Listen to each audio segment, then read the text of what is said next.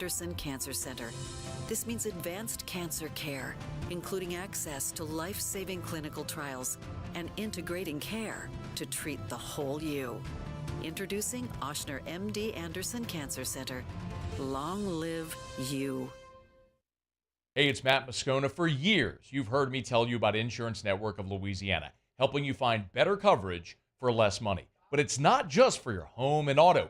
They also offer commercial property. So, retail stores, professional offices like doctors, dentists, attorneys, clothing boutiques. Insurance Network of Louisiana can find you better coverage for less money. They service the entire state of Louisiana, and they're local. So call today at 293-0450 or lainsurance.net. Jerry and Benny Payne began Central Plumbing Company out of their driveway in Tanglewood Subdivision. 50 years later and 4 generations down the road, we continue to serve Baton Rouge and the surrounding areas for all of their plumbing needs. Residential, commercial, industrial, or hospitality, Central Plumbing is here 24/7, 365. We want to thank our customers, family, and friends for 50 years of success. And looking forward to 50 more.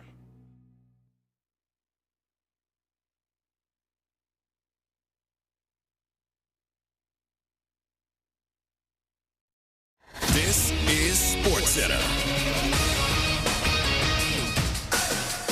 I'm Doug Brown. Jets and Patriots tonight at the Meadowlands. The Jets are 6-point favorites on ESPN Bet for their home opener. It's the first time the Jets are favored against New England in 13 years. They went 24 straight games as the underdog in this matchup. ESPN's Harry Douglas with some advice for the favorites. Getting off to a fast start is imperative for this offense to be able to have success the entire game. But I would also say first and second down production, right? So you can stay out of third and long situations. That's what the New England Patriots defense, they want you right into their hands on third and long so they can give you all kind of crazy looks. Harry Douglas. Lions coach Dan Campbell is selling his house in Bloomfield Hills, Michigan to protect his family's privacy. Fox 2 in Detroit reports Campbell's home address was leaked to the public, and his family has been victimized by pranks and harassment after losses. They've already moved into a new home. Texas quarterback Arch Manning gets his first career start Saturday night against Louisiana Monroe. Quinn Ewers out with an oblique injury for the Longhorns. Here's one stat that's super simple to remember. Discover automatically doubles the cash back on your credit card at the end of your first year with Cashback Match. With Discover, you could turn $150 cash back to $300. See terms at discover.com/credit card. Matt Moscona. I'm very important. After further review. Say it one more time. After further review with Matt Moscona. And here we go. Live from the Mercedes-Benz of Baton Rouge studio. Let's ride! Go!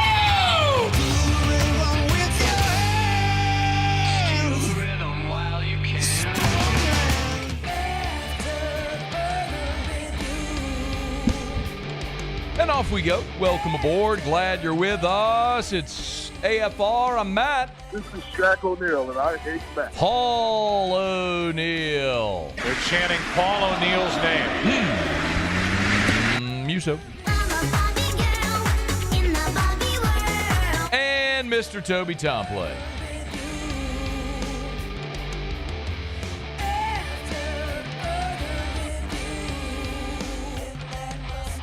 All right, we're here. Glad you are as well. Get out there and make it a good one. We have got a giant lineup today. Jonathan Zaslow of ESPN Radio. Who to start with? Darin Tietgen, Brian Finley, who covers the Bruins. Lee Sterling with his best bets. Mike Triplett will be here. My goodness, we got a ton to do. Let's go.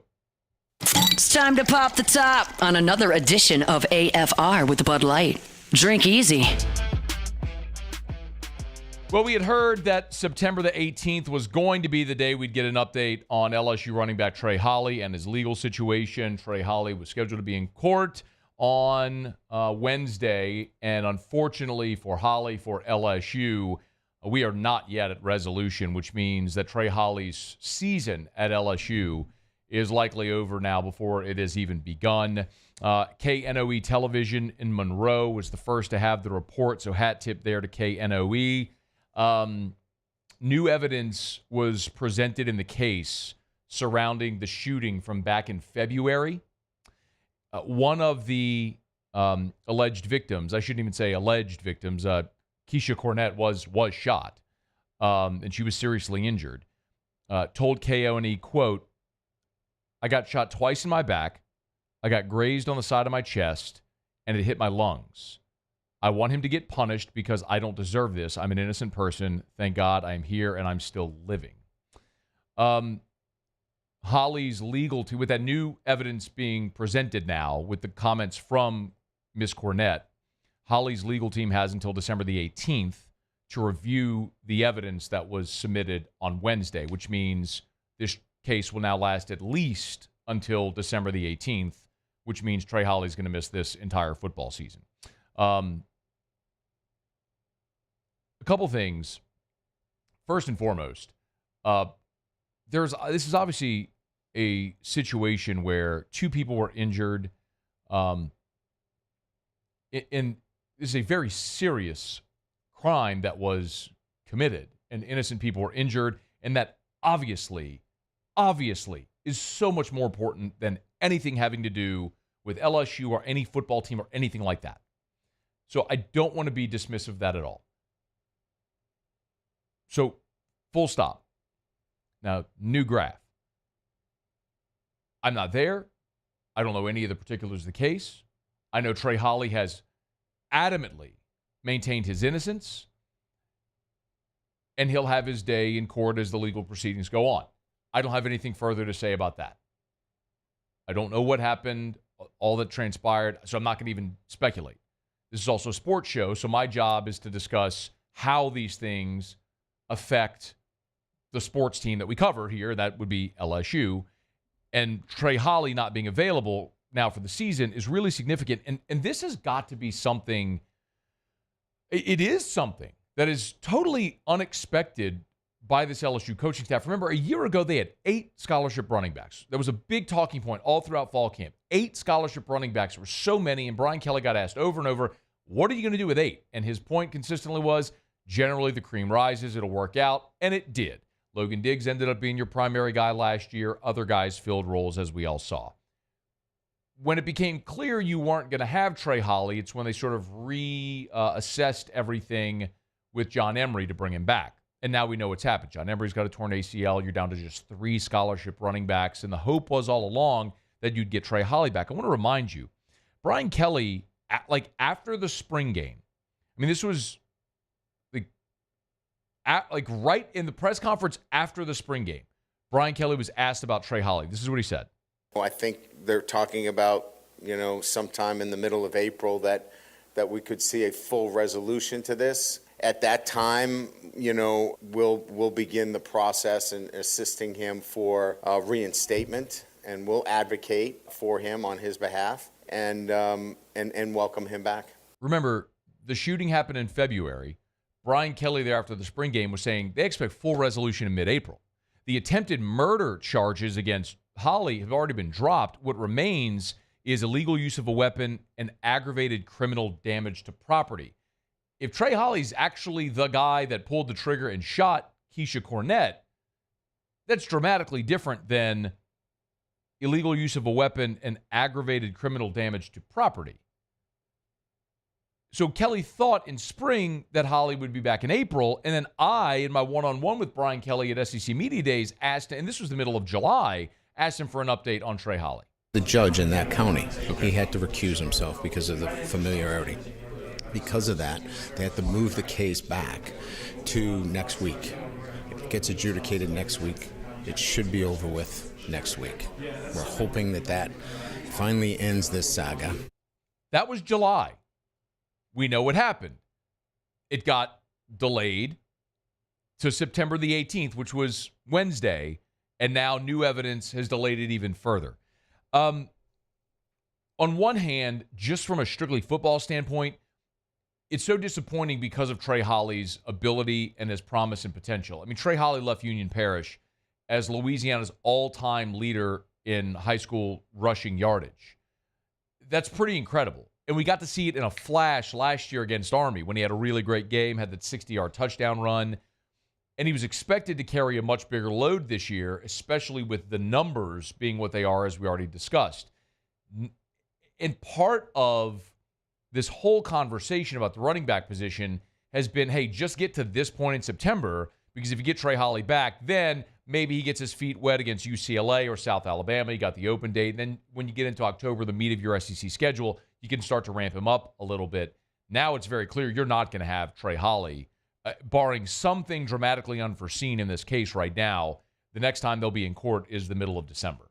So Trey Holly will miss this entire season, which means for LSU, in the next 2 weeks in particular, it is essential that you get Juwan Johnson more familiar with this offense. You know exactly what you have with Josh Williams. It's a 6-year player. We all know that. Caleb Jackson's in his second year, and let's just be honest. I mean, I think for many of us, Caleb Jackson was the guy we expected to take the big step this year, and it just hasn't happened so far. Through 3 weeks, Caleb Jackson sitting on less than 50 rushing yards through three games. I thought he would have had that in the opener against USC. And obviously, Caden Durham last week having the day that he did was, Caleb Jackson is at 69 rushing yards, 20 carries for 69 yards, 3.5 yards per carry. And Caden Durham having the day he did last week was awesome. He's now your leading rusher on the season with 16 through 3 games. 16 rushes for 102 yards. He's your leading rusher on the season with 102 yards through 3 games. So, yeah, I mean, you would have loved to have been able to reintroduce Trey Holly to this offense. That's not going to happen. So you've got to ramp up Juwan Johnson, because you are a turned ankle away from being in a massively precarious spot and having just 2 running backs available to you. You just can't go through a season in the SEC with that little depth. The next 2 weeks, I'm not going to say it has to be a massive focus, but it has to be a focus for LSU to get Juwan Johnson reps. Remember, he has only caught passes so far. He has not taken a rushing attempt. He caught all of his targets in the game against Nichols a couple of weeks ago, and he's just got to be able to take rushing attempts at some point in the next 2 weeks. So if you need him against Ole Miss, it's not the first time he's ever carrying the football or setting up in pass protection or whatever it may be. So disappointing, precarious situation for LSU. As we continue to say, we'll let the legal situation play out as it is. But for LSU, these next 2 weeks where you are playing dramatically outmanned opponents, you've got to get these younger guys more work, and in particular, Juwan Johnson. All right, it's After Further Review. Show up and brought to you by Bud Light. Drink easy in Louisiana with the great taste of Bud Light, the official beer of AFR, the official beer of the LSU Tigers, official beer of the New Orleans Saints. If you're going to be in Tiger Stadium on Saturday, make sure you check out our friends over at Bud Light. Grab plenty of ice-cold Bud Light in the stadium, or if you're at your tailgate, at your home watch, your home gate, whatever it is. If you're going to be at the sports bar, restaurant, watching the game, make sure you drink for plenty of plenty of ice-cold Bud Light, the official beer of LSU. Make sure you grab also the LSU aluminum cans and the 16-ounce aluminum bottles with a hat tipped to 100 years of Tiger Stadium. Drink easy with the great taste of Bud Light, the official beer of AFR, the official beer of LSU. Okay, y'all, busy weekend.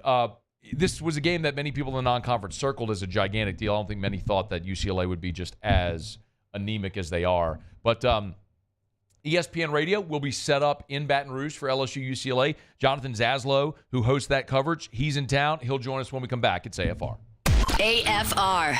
AFR is brought to you by River City's 1 Hour Air, where they're always on time, or you don't pay a dime. 752-0001, 752-0001, or 1hourbr.com. They're the best. Look for the big yellow vans and trucks with the giant clock on the side. If you have issues with your AC, you call the best. You call River City's 1 Hour Air. I love telling you and reading these 5-star Google reviews whenever we have them. There's more than double the amount of 5-star Google reviews for River City's 1 Hour Air than the next closest competitor. It's because of people like John. Daniel Frank left this 5-star Google review. John and his team were great. Very professional. Got us fixed up in no time. We had Jumanji in the backyard, and this guy didn't bat an eye to come help us out in a bind late on a Wednesday night. Telling you, man, I don't know what Jumanji in the backyard means, but you got safari animals stampeding through your backyard. But it doesn't matter. River City's 1 Hour Air will be there. 752-0001, 752-0001, 752-0001, or 1hourbr.com.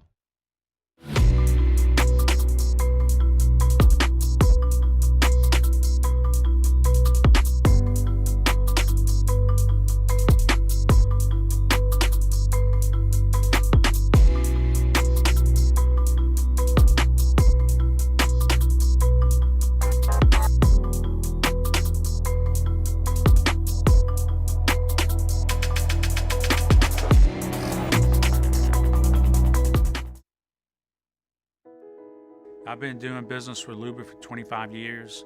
They're dependable, trustworthy. It's just the attention to detail with our clients. Our folks have years and years of experience. They're highly trained professionals, but many companies have that asset. What I'd like to think makes Luba a bit different is that we use those talents in a way that truly is dedicated to serving the needs of the folks who depend on us. Gulf Coast Office Products is a nationally recognized Savin office equipment dealer based right here in Louisiana. Over 100 employees strong, Gulf Coast has the boots on the ground to support all vertical markets from education, engineering, legal, and finance. With the latest in office technology from desktop to production segment units, Gulf Coast and Savin have the perfect fit for you. Call 225-756-2644. That's 756-2644 for Gulf Coast Office Products. There it is, the extra mile, on the border of expected and extraordinary for those willing to go further, like vans customized for work or play, with safety and tech to keep you connected, supported by a 5-star sales, service, and finance team, and backed by the 1-star you know. So go the extra mile. It's never crowded, because so few have what it takes to go there. Mercedes-Benz Vans. Dylan Cruz here to tell you about Six Rings Baseball and Softball Camp. If you live on the North Shore and play ball, go to Six Rings Camps with former LSU assistant coach Dan Canaveri. His knowledge is second to none, and your child will improve and have fun doing it. Camps were held at Coquille Park and Six Rings Academy in Covington with 4 sessions over the summer. Full day and morning only sessions are available from ages 7 to 13. Go to sixringsbaseball.com or call 985-206-9096. Learn the game to love the game. Breck teamed up to reimagine your parks, and you imagined big. With your help, we went to work, creating 12 beautiful community parks across the parish. A family-sized water park, miles and miles of trails, and parks just for your dogs. There are more places to splash, to explore, to run wild, and even soar. You imagined, we delivered. After further review with Matt Moscona.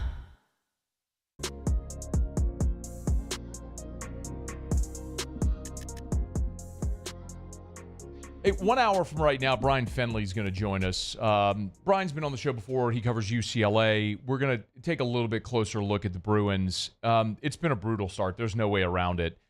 Starting with the, I guess it is a little funny, but Deshaun Foster's very awkward Big Ten Media Days appearance, that opening statement that kind of was lampooned.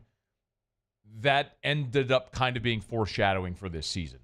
As awkward and unprepared as he was for that, UCLA looks awkward and unprepared for this season.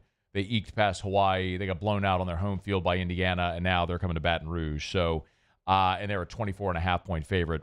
We'll talk to Brian Finley in an hour from right now. Lee Sterling will be here as well. Our Fantasy Blitz with Darin Tietgen in about 30 minutes. Talk to me. Oh, okay.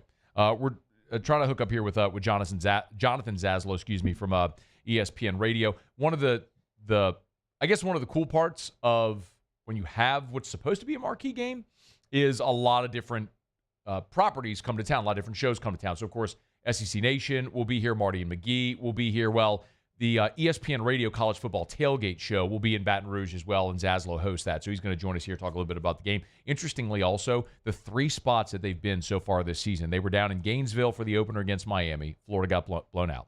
They were in Ann Arbor for Michigan, Texas, where the home team got blown out. And then last week, they were in Madison for Wisconsin, Alabama, and the home team got blown out. So 3 times they've been on the road so far this season, all 3 weeks, the home team has gotten blown out. So I think we might see a little bit of a reversal of fortune this weekend. So we'll see if we can connect with Jonathan Zaslow again. Maybe we got crossways on time, but Moose is having trouble getting a hold of him. So just keep dialing him or text him, see if you can get him, or call Stosh from ESPN. See if maybe he can connect us. All right, it's after further review. I guess while we try to connect, apologies, we're just having trouble getting him. So we'll see if we can get there. Just very quickly, if I could, while we try to connect, there was some significant news for the New Orleans Saints today on their injury report. Most significantly is that Taysom Hill return. And Hill, of course, had the chest injury. Okay, all right, we're good. We'll circle back to that in a bit, but Taysom Hill did return to Saints practice today, which is very good news for the New Orleans Saints. He did not participate in practice on Wednesday, but was back at practice limited on Thursday. So we'll see if Hill might be available for the game coming up on Sunday against the Eagles. We'll get to that. All right, Jonathan Zaslow, ESPN Radio, good enough to join us here for a couple of minutes. Zaz, how are you, man? Thanks for the time. I'm good. What are we talking about? The Juggernaut Saints? What do we got going on? Can you believe this freaking team? I mean, nobody saw this coming with the New Orleans Saints, right? I mean, but to any degree, you got a hot take there? Look, I'll be honest with you. I don't want to make enemies, all right, in the Bayou. I'm coming there tomorrow morning. I'm very excited. I've never been. I don't want to make enemies when I say this. Oh, no. But if before the season started, if you would have asked me, what is the definition of a nondescript team coming into the 24th season, the Saints would have been very close to the top of my list. Yeah. It's looking like I'm dead wrong. I mean, they're scoring 1,000 points. They look great. Bro, I had them 6-11. So yeah, all right. So nobody can get mad at me. Come on. No. I think anybody that in this part of the world that is pissed off today at anybody's preseason prediction is just not being truthful with themselves, because there ain't nobody that thought this team was going to amount to anything. They've been awesome through 2 weeks. We'll see if they can keep it rolling. A little bit more of a mixed bag for LSU. They're 2-1, but man, they've gotten there by the hardest. You all have had a really rough go on the college football tailgate show. You've gone to 3 different locations, and all 3 home teams have gotten blown out. Like, are you the bad luck charm? Well, okay. I'm glad you started off by saying that, because normally, like, if you were going to all of, let's say it's LSU, and every game that you went to for LSU this season, they lost, and then they're calling you a jinx. No one wants to be called a jinx. It's very insulting to be called a jinx when it's pertaining to your favorite team. But you see, I don't have a dog in this fight, all right? So I'm coming to your city. Your team's getting blown out. It's no sweat off my back. Yeah. But I'm like Jim Cantor, where if I'm showing up in your city, you're about to get terrible weather. There's going to be a natural disaster. You don't want to – you guys know what that's about, unfortunately, New Orleans. I know what that's about, too, here. I'm in South Florida, all right? So I know about the bad weather. It's very bad, Jim Cantor is coming to your city. It seems to be the same thing for me and ESPN Radio College Football Tailgate. 3 games so far this year. At Florida, they lost to Hurricanes. At Michigan, they lost to Texas. At Wisconsin, they lost to Alabama. A combined score of 114 to 39. Can LSU be the first home team to give me a good game? Come on. Brother, I hope this is not a good game. I just hope it's a good result for the home team. Like UCLA, I know before the season starts, you put the schedule together. I know you didn't, but you put the schedule together thinking, all right, where's the marquee game? All right, you have this sort of interdivisional opportunity with the Big Ten, UCLA coming to Baton Rouge, first time ever playing in Louisiana. But, man, it's been a really rough go for UCLA. What can you put your finger on, like, what has been the biggest problem for the Bruins?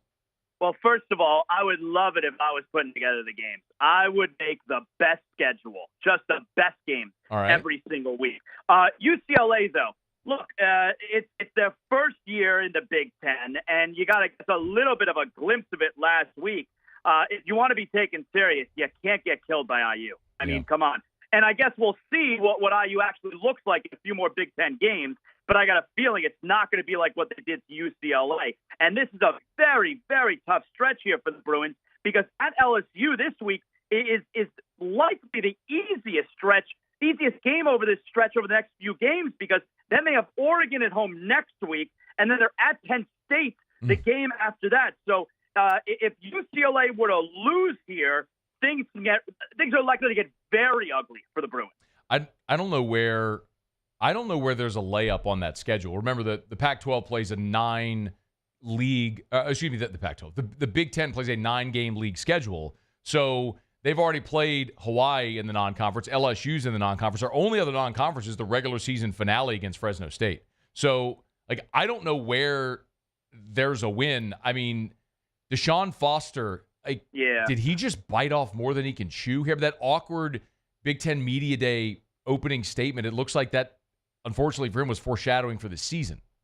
Yeah, I felt bad for him after that, opening at the Media Day's press conference. I felt like we got on him a little bit too much, But look, it's a relatively new coach. He's at his alma mater. Obviously, he cares. You would assume that they're going to give him a little bit of time there. I imagine they're trying, for the most part, to be a running team. I mean, Ethan Garber, he's not going to throw it all over the field. So I'd imagine they're trying to run the football a ton here. But that's obviously a very tough spot for Deshaun Foster. I know, like you said, LSU, they've been up and down so far this year. Fact of the matter is, if they don't lose a tight game early in the season in UFC, you guys are probably, flying high right about now. No doubt. I always say, Zaz, winning masks deficiencies, losing magnifies them. You make a play at the end of the USC game, you're 3-0, you're in the top 10, and nobody has all this issue. But LSU's got stuff they got to work on, man. Hey, I'm curious your take outside looking in, and Jonathan Zaslow, ESPN Radio, is our guest. I'm curious your opinion outside looking in on Brian Kelly. Yeah, my initial thought, right now, I feel like Brian Kelly loves to pass the buck, okay? Where you go after that first game against USC, and it looked a little bit performative, with the banging on the desk, and it was a whole lot of the kids I'm telling them what to do, I'm telling them the right things, and they just refuse to do it, all right? And then you have this week where he's talking about we were able to come back from behind against SC because this team, they got a lot of character, they know the right way to play. So you're kind of living on both sides of the fence there, Brian Kelly. I know he's a pretty unpopular figure, at least outside of Baton Rouge and probably outside of South Bend as well.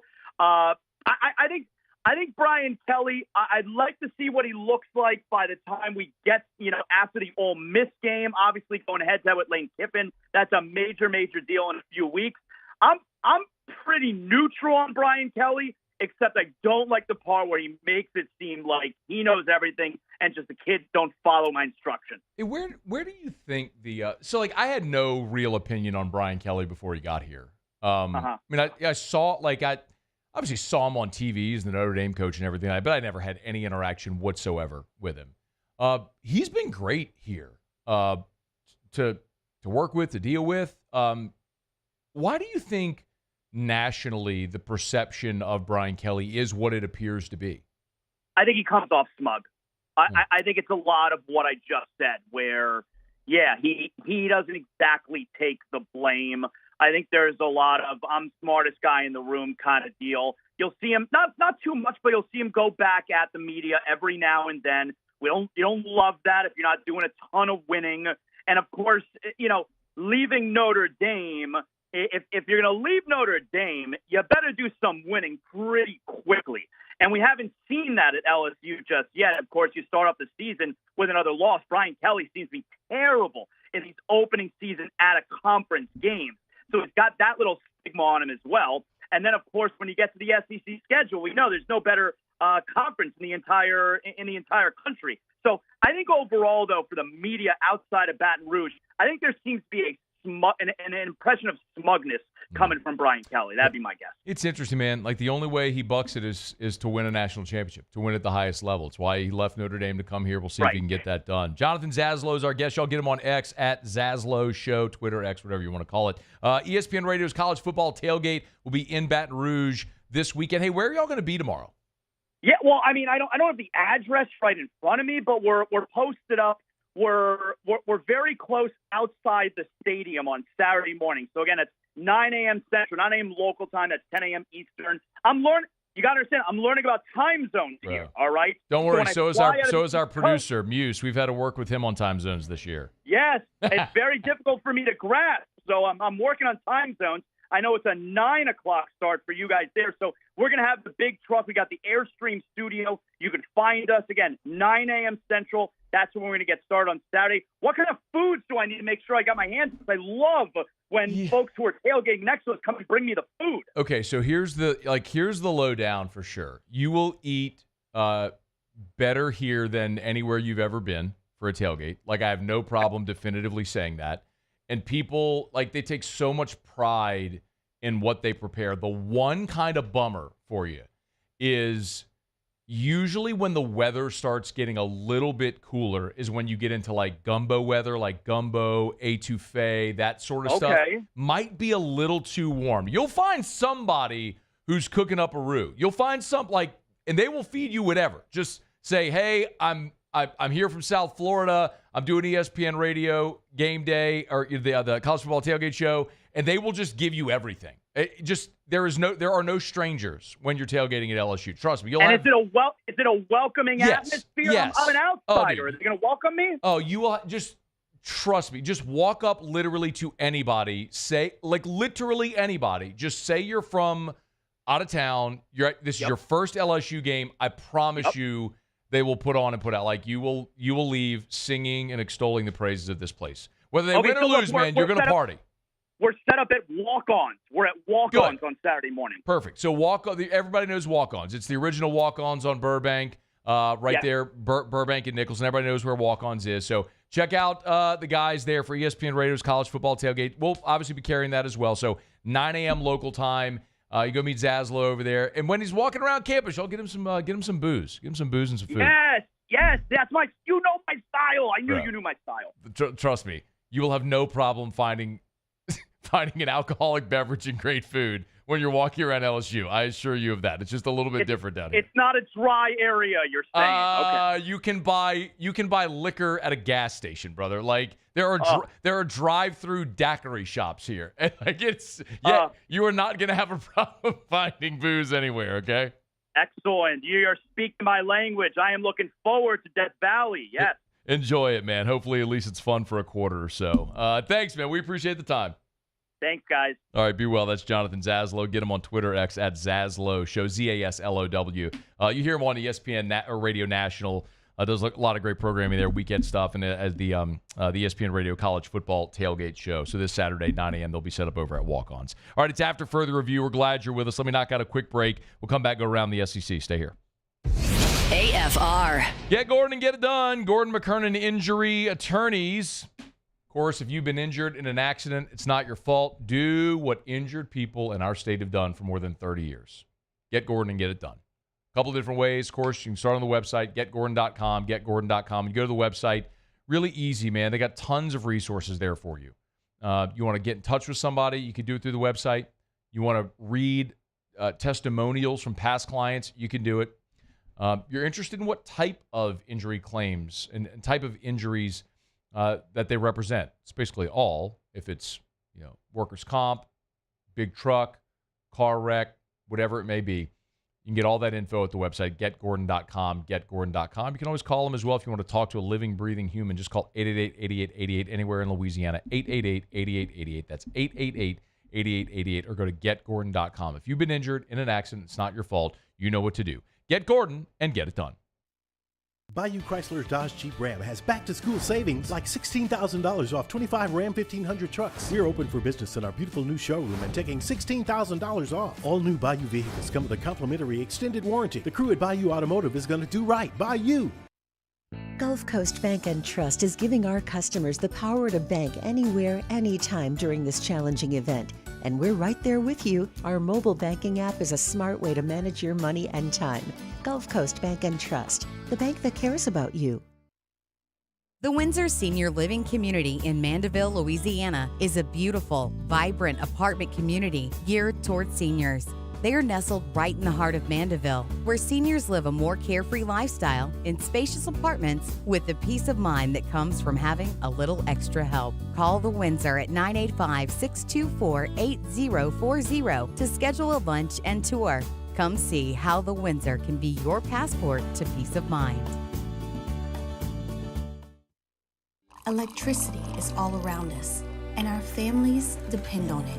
Every day is sparked by the power of a cold drink or a warm meal, a movie night, and a comforting light at the end of a dark hallway.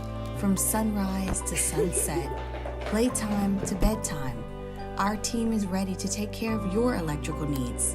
Even in the case of an after-hours emergency, the light in your life shines brighter with Mr. Electric.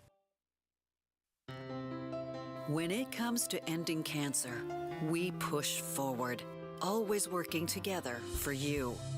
That's why our cancer experts at Ochsner have clinically integrated with MD Anderson Cancer Center.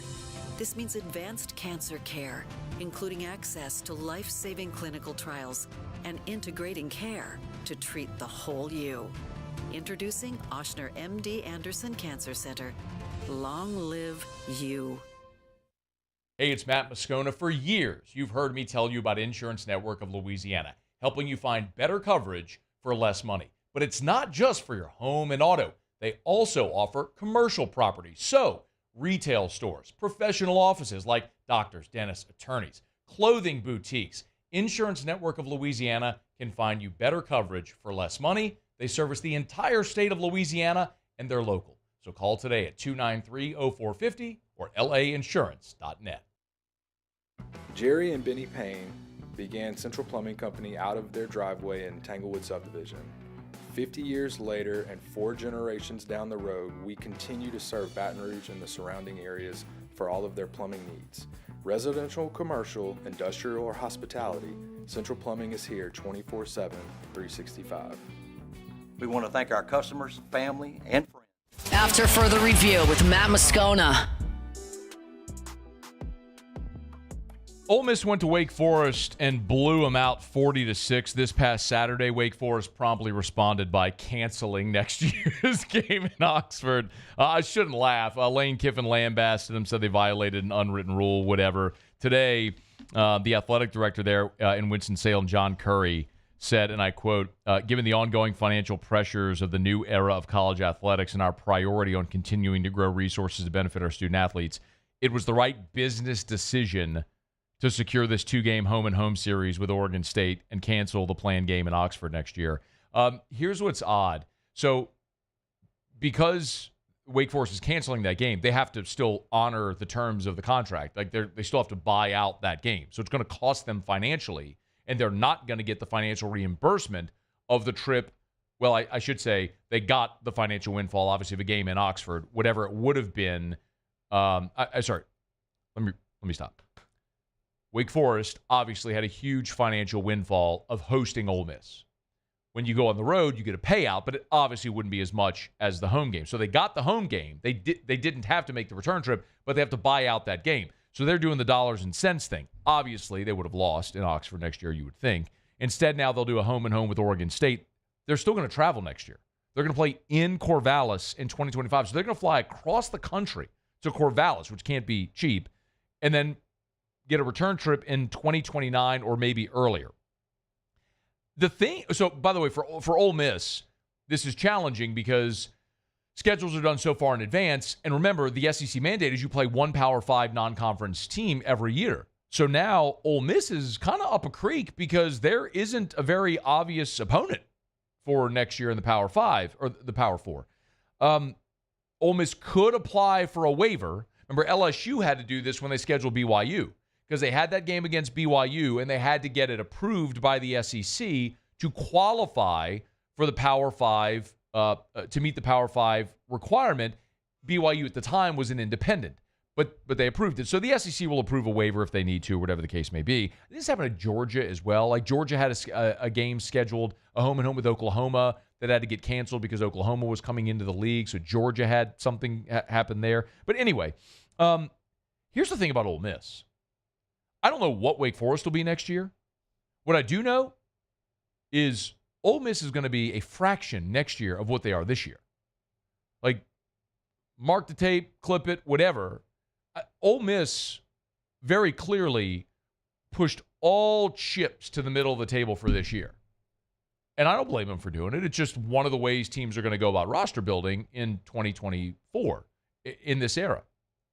So they're all in, but next year, like, you're losing Jackson Dart. You're losing Trey Harris. You're losing those transfer offensive linemen. You're losing Walter Nolan to the draft. Like, you're losing this whole roster next year.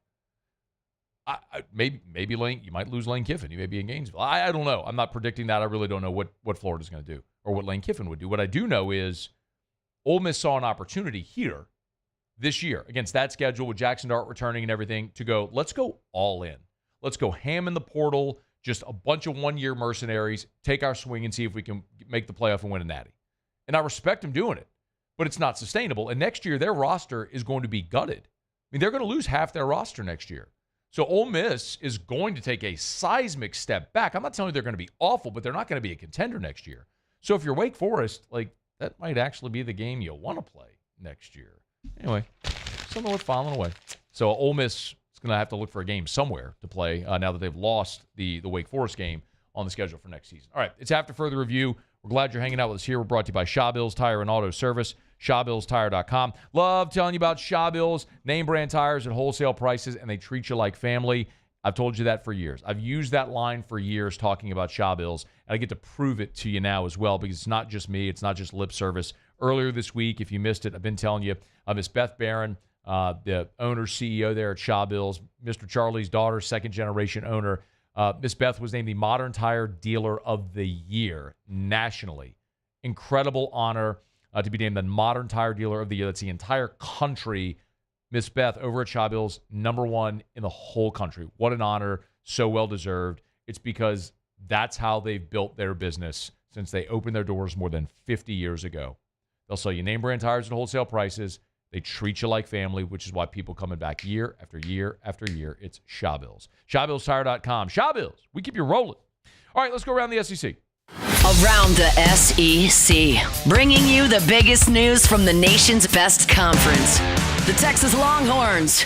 Steve Sarkisian announced Arch Manning will replace Quinn Ewers Saturday against ULM. Ewers was injured in the game this past weekend against UTSA. Manning replaced him, accounted for 5 touchdowns. Because they've got a little layup this week with ULM coming in, good opportunity to get Ewers a little more rest, get Arch Manning a little more work.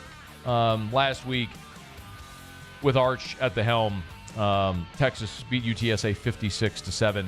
The Longhorns are a 44.5-point favorite against the Warhawks. The Florida Gators. I got a 2-pack of stories here. First, Florida's going on the road to Mississippi State, and they're going to be shorthanded. Their best receiver, Eugene Wilson, out. He's had a surgical procedure on his knee. He'll miss the game in Starkville. He suffered the injury against Samford a couple of weeks ago. Was a game-time decision against A&M, out. So they'll be down their best receiver going to Starkville this week. Also, defensive lineman Joey Slackman has undergone an arthroscopic procedure on his left knee. He missed the second game of the season against Samford. He was out for the game against Mississippi State. We'll see when they might get him back. The Mississippi State Bulldogs. And 4-star linebacker Tyler Lockhart has committed to Mississippi State. He was previously an Auburn commit, decommitted, and has now picked the Bulldogs. He's a 4-star out of the state of Mississippi. And he's the number 144 overall prospect in the country, the 14th best linebacker, the 6th best player in Mississippi. He'll stay home and play for Jeff Lebby's crew. All right, there you have it. That is Around the SEC. Glad to have you hanging out with us here on this Thursday edition. God, we got a ton to do. These Thursday shows are jam-packed. Darin Tietgen's coming up for our Fantasy Blitz, whotostart.net. You know the drill. You got a question before you set your fantasy football roster. Check with our guys at whotostart.net. Darin Tietgen will be here in just a smidge. So line up your questions. Email us, tweet us, text us, 225-396-4400, 396-4400. Brian Finley in 30 minutes covers UCLA. We'll get a little peek behind enemy lines, our what to watch. Lee Sterling's here in 1 hour with his best bets. Lee, by the way, last week, 4-1. Everyone else, it was a bloodbath for everyone else last weekend. Lee Sterling went 4-1 with the picks he gave you here on AFR. So Lee's coming up next hour as well. Mike Triplett in hour 3. So we got a ton to do, and glad you're hanging out with us here. All right, Fantasy Blitz. Before we kick off week 3 of the NFL season, before you set your roster, check with our guys at whotostart.net. Fantasy Blitz next. AFR. AFR is brought to you by Darin James and Associates, brokered by LPT Realty. Thinking about selling your home? Darin will get it done. Guaranteed. Darin James and Associates, brokered by LPT Realty. You can go to agent225.com. That's agent225.com. One more time, agent225.com. I love that Darin does this as well. He'll always give you your local market update as well. If you're ever curious what's going on in the market, we know with what's going on with interest rates, with the Feds, it's boosting the economy right now. You're seeing rates come down. You're seeing some consumer confidence coming back. If you're interested in selling your home before the market gets saturated, this is the time now to take advantage while there's more buyer confidence. Call Darin James, 335-7666, 335-7666, or agent225.com, agent225.com. Remember, Darin, the number one realtor in the state of Louisiana. If you need to sell your home, you need Darin James. Think real estate, think Darin James. Bayou Ford has the new inventory to get you in a new Ford truck or SUV today, or customize your next vehicle just the way you want it. All new Bayou Ford vehicles come with a 1 million mile powertrain warranty. The crew at Bayou Ford is going to do right by you. I've been doing business with Luba for 25 years. They're dependable, trustworthy. It's just the attention to detail with our clients. Our folks have years and years of experience. They're highly trained professionals, but many companies have that asset. What I'd like to think makes Luba a bit different is that we use those talents in a way that truly is dedicated to serving the needs of the folks who depend on us. It's no secret, the best oysters in Baton Rouge are at Jolie Pearl Oyster Bar. Enjoy mouth-watering South Louisiana flavor and oysters from all over the country. And don't forget our nightly drink specials.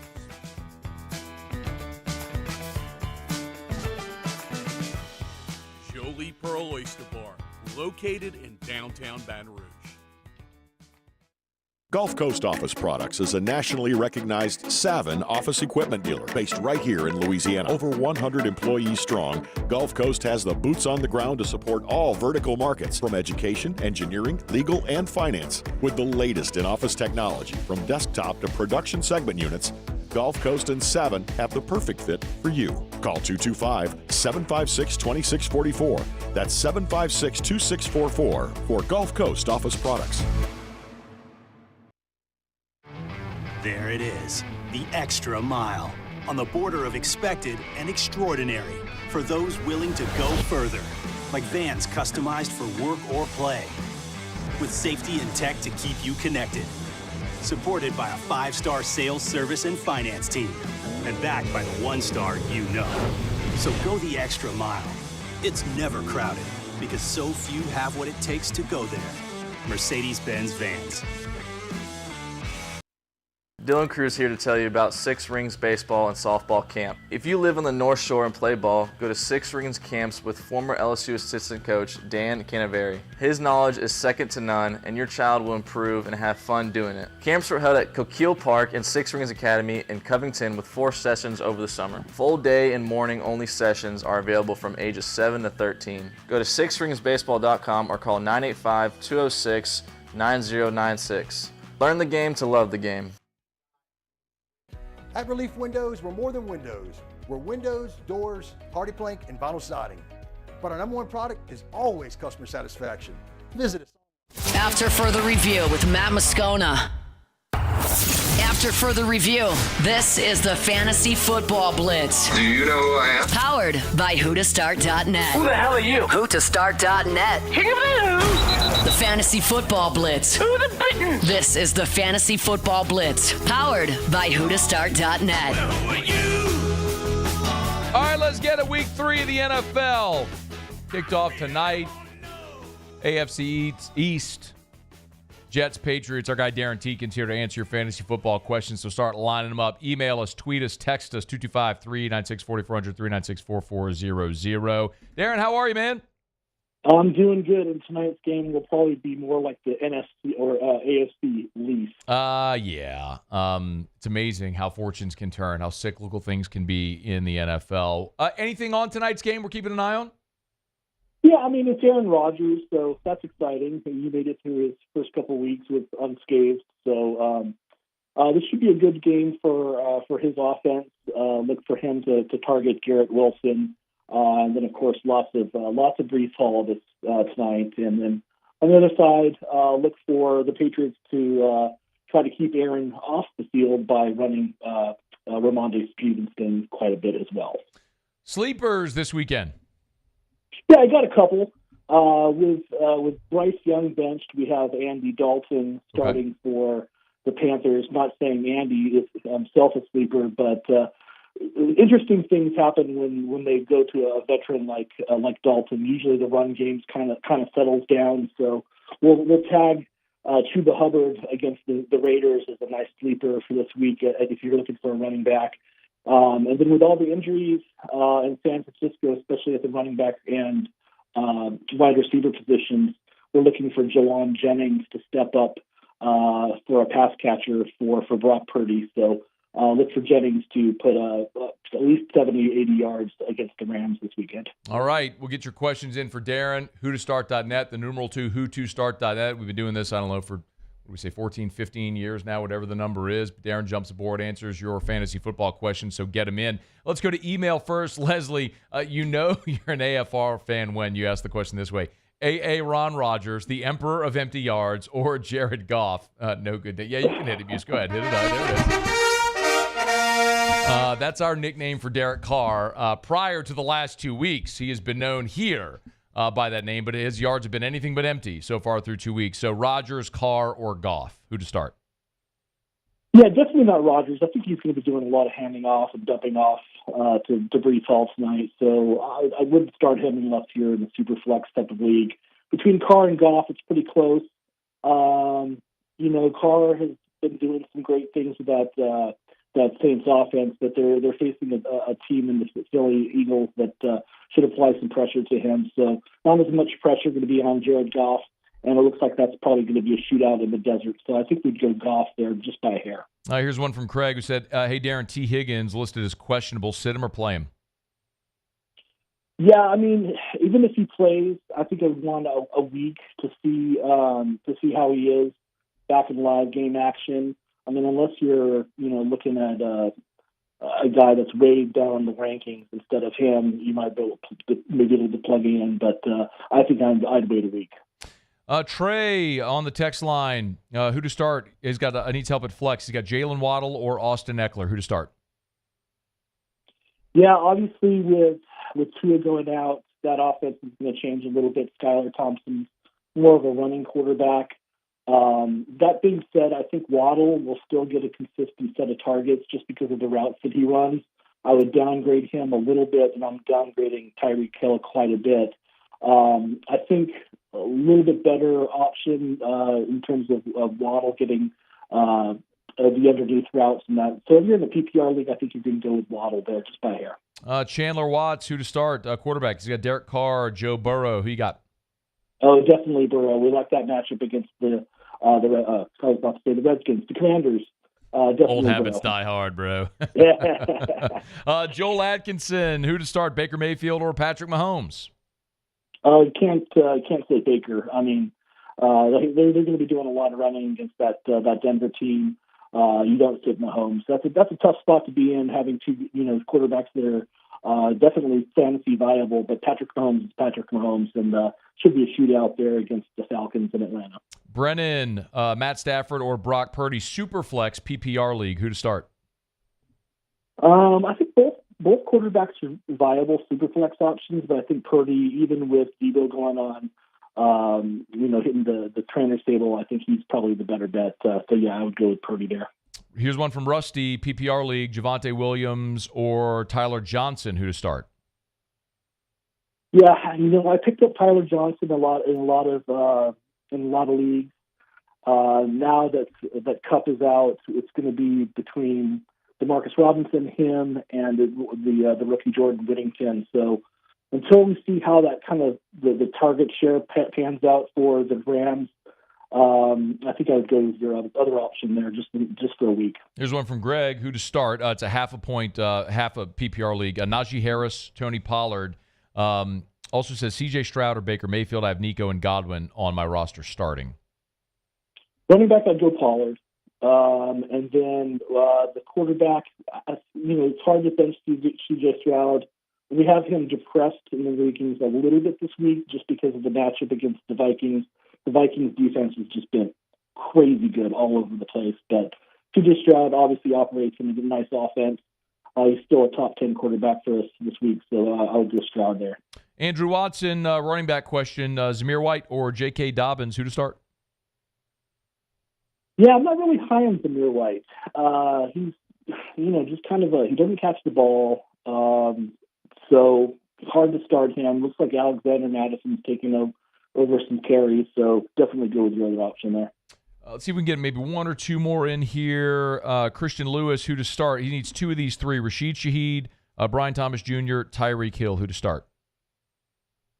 You got to start Hill. I mean, I know I downplayed him a little bit, but he's one of the best receivers in the game, even with Skylar Thompson at the helm. So between Thomas, I think you'd go Brian Thomas. Just he's making some big plays with not a lot of targets. He's only catching 3 or 4 balls a game, but that's enough to get him 60 or 70 yards, and I like the matchup for him this week.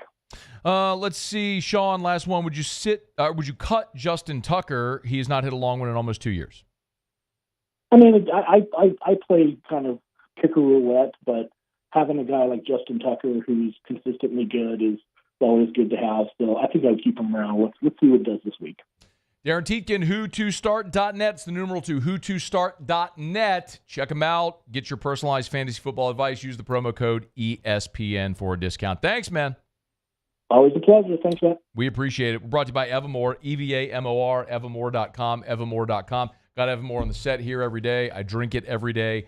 Better form of hydration, healthier option for your family. I would really challenge you, if you're shopping the bottled water aisle at a gas station, convenience store, whatever, or at the grocery store, grab that bottle that you normally buy, look at the label, and see. You'll see minerals added for flavor. You'll see things added, taken away. Evamore is natural artesian water. It's from a natural artesian well, piped right out into the bottle. It never touches air until you drink it. It's Evamore, and it's a Louisiana product. Evamore.com, Evamore.com. Okay, y'all. Sports Center, Taysom Hill, return to Saints practice. Injury report next. AFR. And I love telling you about the Williamson Eye Center. I've told you for years about the Williamson Eye Center. In my own personal experience, 6 years ago, Dr. Blake Williamson did LASIK. Just had my 6-year LASIK anniversary. It was September the 11th. And it changed my life, man. For years, I was always told, not a great candidate for LASIK, but I was super nearsighted. My prescription was like almost a -6. I mean, I was blind. I could barely see my hand in front of my face. As it turned out, after meeting with Dr. Blake Williamson, I was a perfect candidate for LASIK. So if you want to ditch your contacts and glasses forever, call the Williamson Eye Center. Just go for that consultation. If you're worried about, can you afford it? If you're worried about the surgery, whatever your reservations may be, just go for that consultation with Dr. Blake Williamson. Get your questions answered. It's the Williamson Eye Center, 924-2020, 924-2020, or williamsoneye.com.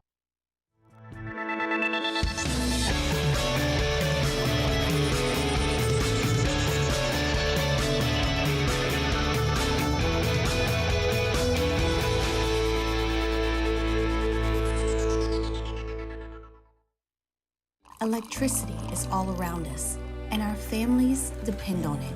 Every day is sparked by the power of a cold drink or a warm meal, a movie night, and a comforting light at the end of a dark hallway. From sunrise to sunset, playtime to bedtime, our team is ready to take care of your electrical needs. Even in the case of an after-hours emergency, the light in your life shines brighter with Mr. Electric.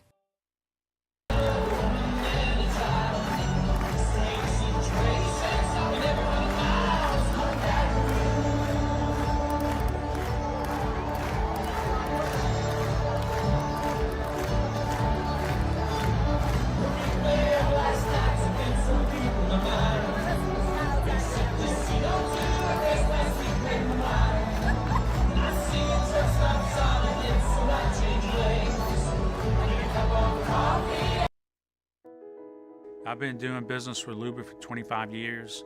They're dependable, trustworthy. It's just the attention to detail with our clients. Our folks have years and years of experience. They're highly trained professionals, but many companies have that asset. What I'd like to think makes Luba a bit different is that we use those talents in a way that truly is dedicated to serving the needs of the folks who depend on us. BRAC teamed up to reimagine your parks, and you imagined big. With your help, we went to work, creating 12 beautiful community parks across the parish. A family-sized water park, miles and miles of trails, and parks just for your dogs. There are more places to splash, to explore, to run wild, and even soar. You imagined, we delivered. Gold. BRAC, your #1 park system in the nation. There it is, the extra mile, on the border of expected and extraordinary, for those willing to go further, like vans customized for work or play, with safety and tech to keep you connected, supported by a 5-star sales, service, and finance team, and backed by the 1-star you know. So go the extra mile. It's never crowded, because so few have what it takes to go there. Mercedes-Benz Vans. Gulf Coast Bank and Trust is giving our customers the power to bank anywhere, anytime during this challenging event. And we're right there with you. Our mobile banking app is a smart way to manage your money and time.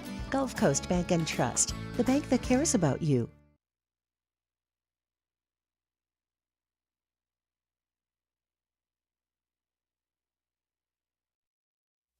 This is SportsCenter. I'm Doug Brown with breaking news on the baseball postseason. The Guardians clinch a playoff spot for the second year in a row with a 3-2 10-inning win over the Twins. Andres Jimenez drives in the game winner, and Cleveland's magic number to clinch the AL Central Division title is down to 3. Dodgers DH Shohei Ohtani steals his 50th base of the season today against the Marlins. Ohtani needs 2 home runs to put up the first ever 50-50 season. The Jets and Patriots are both 1-1 as they approach tonight's Week 3 kickoff game in New Jersey. ESPN's Dan Orlovsky with a game plan for the Jets offense. How much they get into their empty package and how successful they are. And that empty means there's 5 pass-catching options. There's going to be only the 5 offensive linemen, as in the protection. And then Aaron's got to figure out where the soft spot of the defense is. Where's the matchup that he likes? Can they get easy completions? Dan Orlovsky on Get Up. Browns rookie defensive lineman Mike Hall Jr. pleads no contest today to a reduced charge of disorderly conduct. Why pay more for a great shave? Choose Barbasol, America's #1 brand of shaving cream. Barbasol's thick and rich lather gives you a close, comfortable shave for just half the price of gels. Barbasol.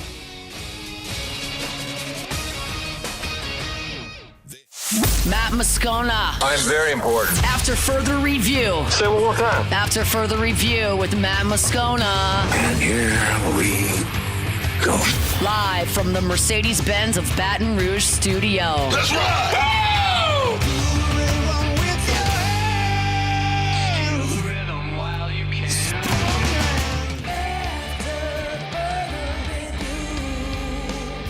Hour 2, off we go. Welcome aboard. Glad you're with us.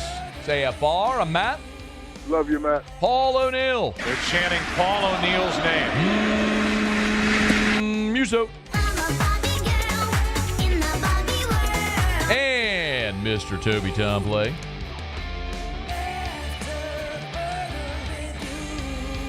All right, we're here. Glad you are as well. Get out there and make it a good one. We're heading to L.A. in 15 minutes. Brian Finley will join us. He covers the UCLA Bruins. Take a closer look at what has been a really tough start to the Deshaun Foster era out there in Westwood. But we'll do that coming up in 15 minutes. And Lee Sterling at the end of this hour. Lee was 4-1 last week in his best bets. Hey, quick reminder, Scone and Tea returns tonight. If you're not familiar, podcast T-Bob and I started several years back. It's sort of been on again, off again. Last year, we were live at Oliver Twist. Awesome spot. But this year, starting tonight, we're live at Curbside Burgers right there on Government in Baton Rouge. So right next to Calandro's on Government Street If you're not familiar, Mid-City, awesome spot. They redid their outdoor area. It's fenced in, so it's a great spot where you can bring the kids, let the kids run around outside. There's TVs everywhere, so we'll be there every Thursday. Show starts at 7 o'clock, so show ends here. I'm going to jet just right down Government Street to Curbside, so I hope to see a lot of y'all there. Come hang out. T-Bob and I will be there. We'll do the show from 7 to 8, eat some burgers, and maybe have a few beers, and we'll look forward to a good night. So hopefully, if you can't join us, the show streams live on the 104.5 ESPN YouTube and Facebook page. So Scone and Tea returns tonight and every Thursday heretofore from Curbside. We're also presented by Avid Inspection Specialists and Bayou Transformers. We appreciate so much our sponsors for bringing the show back, man. Scone and Tea returns tonight. All right, we're still waiting for the official injury report for the Saints and Eagles here on Thursday, although the media was there at practice, so we do have an attendance report. And the good news for the New Orleans Saints is that Taysom Hill returned to Saints practice. As a matter of fact, if you want the full attendance report, you can get it over at LouisianaSports.net. I tell you all the time.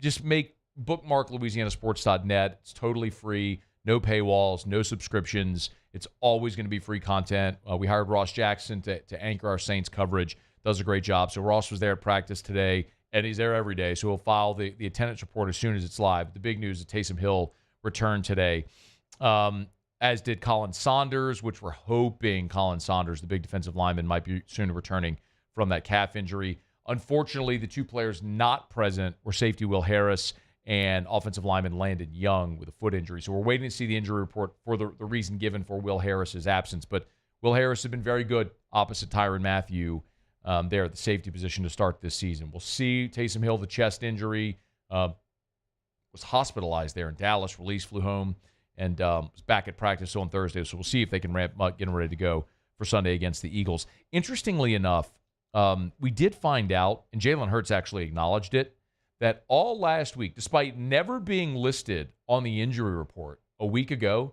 that Jalen Hurts actually was battling a little something.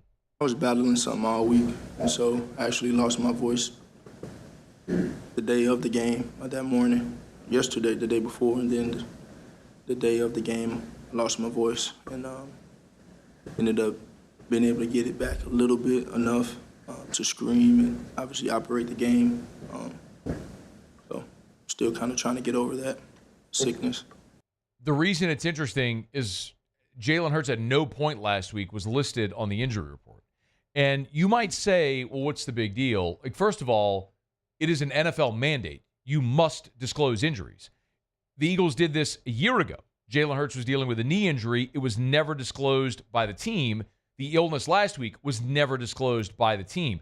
And there should be repercussions coming from the NFL for that. And a big part of the reason why is gambling and fantasy football. And you may shrug your shoulders and say, well, what's the big deal? You know, the Eagles don't care about your sports betting or fantasy football. And that's fine. But if you want to introduce the possibility of improprieties into sports betting, that's a good way to do it. That's why transparency matters. Because you're going to have information and,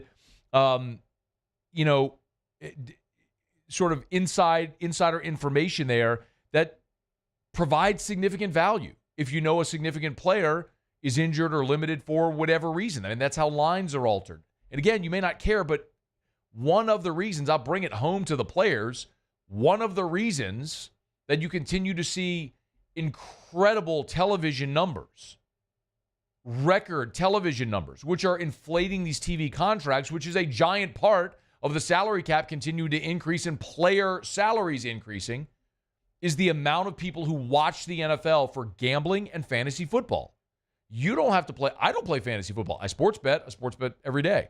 Not a lot, but I love to sports bet. Like, it's fun to have a little something on. It's legal now. But part of that, to avoid even the perception of improprieties, is disclosure. That's why there's an injury report. So the Eagles have to abide by that. And I hope the NFL, like, this is one of those instances where the NFL absolutely should crush a team and should punish a team for not disclosing a player's illness on their injury report. Now, one of the other things we found out today as well is that the No Fun League struck again. Did you see Derek Carr was fined? The NFL hit Derek Carr with a $14,000 fine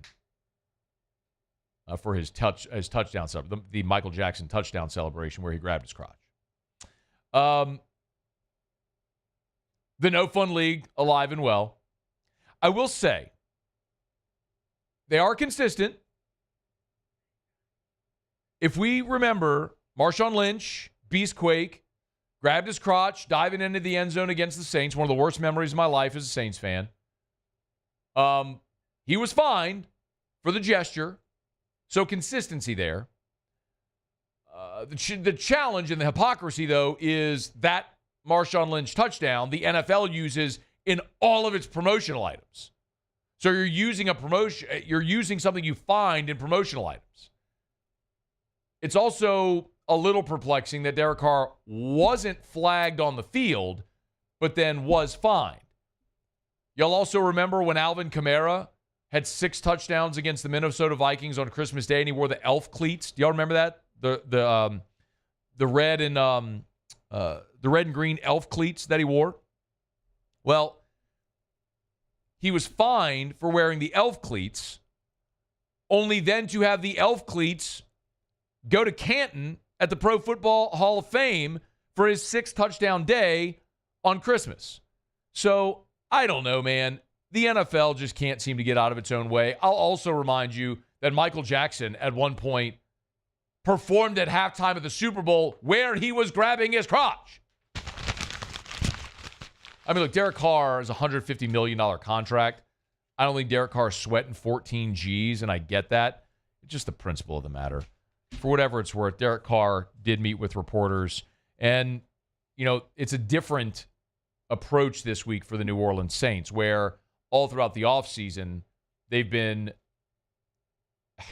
essentially had to answer questions about how bad everyone, me included, was anticipating them being. Now they've had success. So Derek Carr is answering a question about managing success as opposed to managing adversity.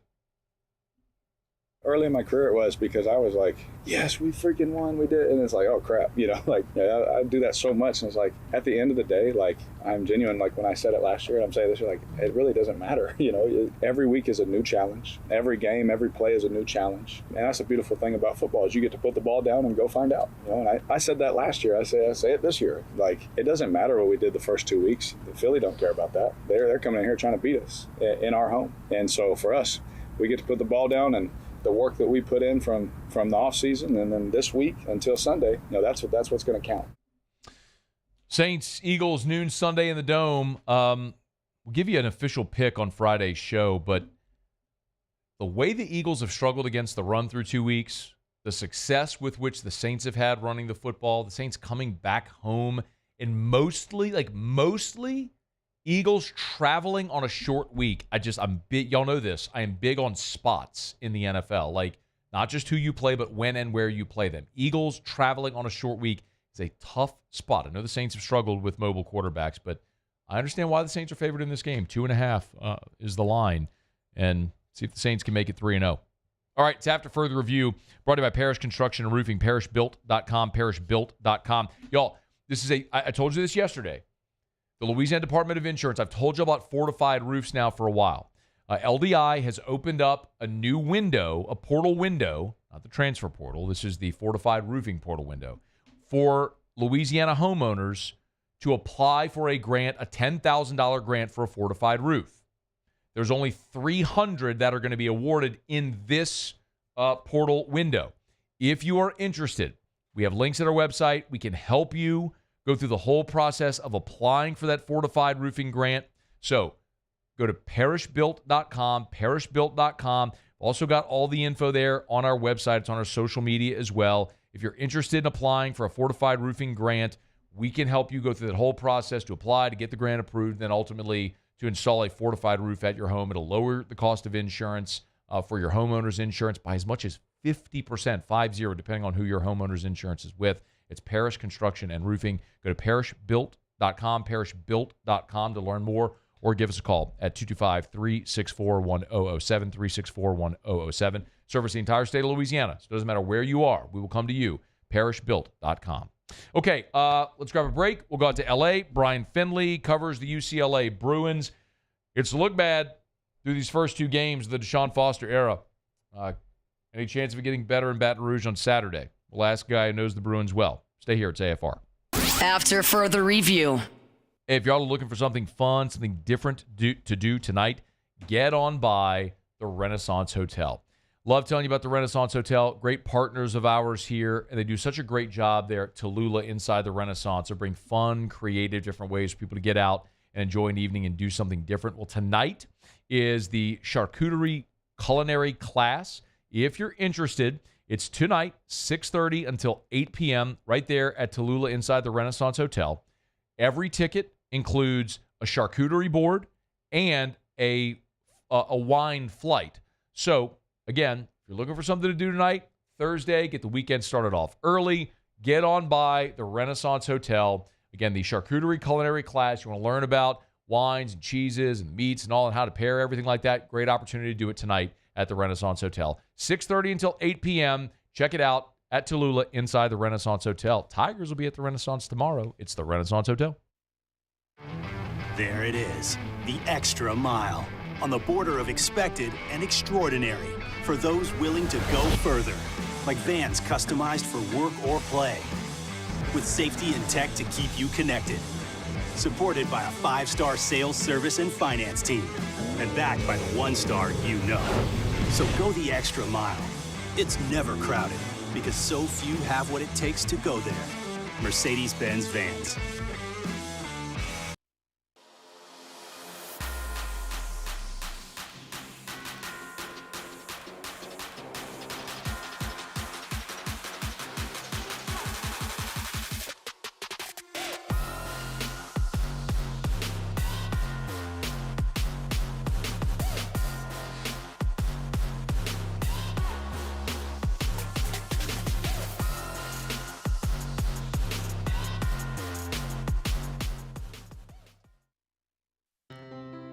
When it comes to ending cancer, we push forward, always working together for you.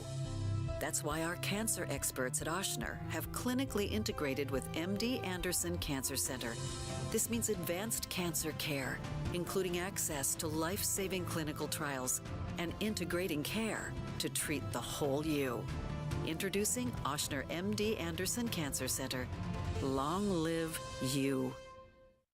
Hey, it's Matt Moscona. For years, you've heard me tell you about Insurance Network of Louisiana, helping you find better coverage for less money. But it's not just for your home and auto. They also offer commercial property. So, retail stores, professional offices like doctors, dentists, attorneys, clothing boutiques. Insurance Network of Louisiana can find you better coverage for less money. They service the entire state of Louisiana, and they're local. So call today at 293-0450 or lainsurance.net. Jerry and Benny Payne began Central Plumbing Company out of their driveway in Tanglewood subdivision. 50 years later and 4 generations down the road, we continue to serve Baton Rouge and the surrounding areas for all of their plumbing needs. Residential, commercial, industrial, or hospitality, Central Plumbing is here 24/7, 365. We want to thank our customers, family, and friends for 50 years of success. And looking forward to 50 more. Gulf Coast Office Products is a nationally recognized Savin office equipment dealer based right here in Louisiana. Over 100 employees strong, Gulf Coast has the boots on the ground to support all vertical markets, from education, engineering, legal, and finance. With the latest in office technology, from desktop to production segment units, Gulf Coast and Savin have the perfect fit for you. Call 225-756-2644. That's 756. After further review with Matt Moscona. The Tigers are on the hunt. Let's head behind enemy lines to preview this week's matchup. UCLA play in the state of Louisiana for the first time in their football history.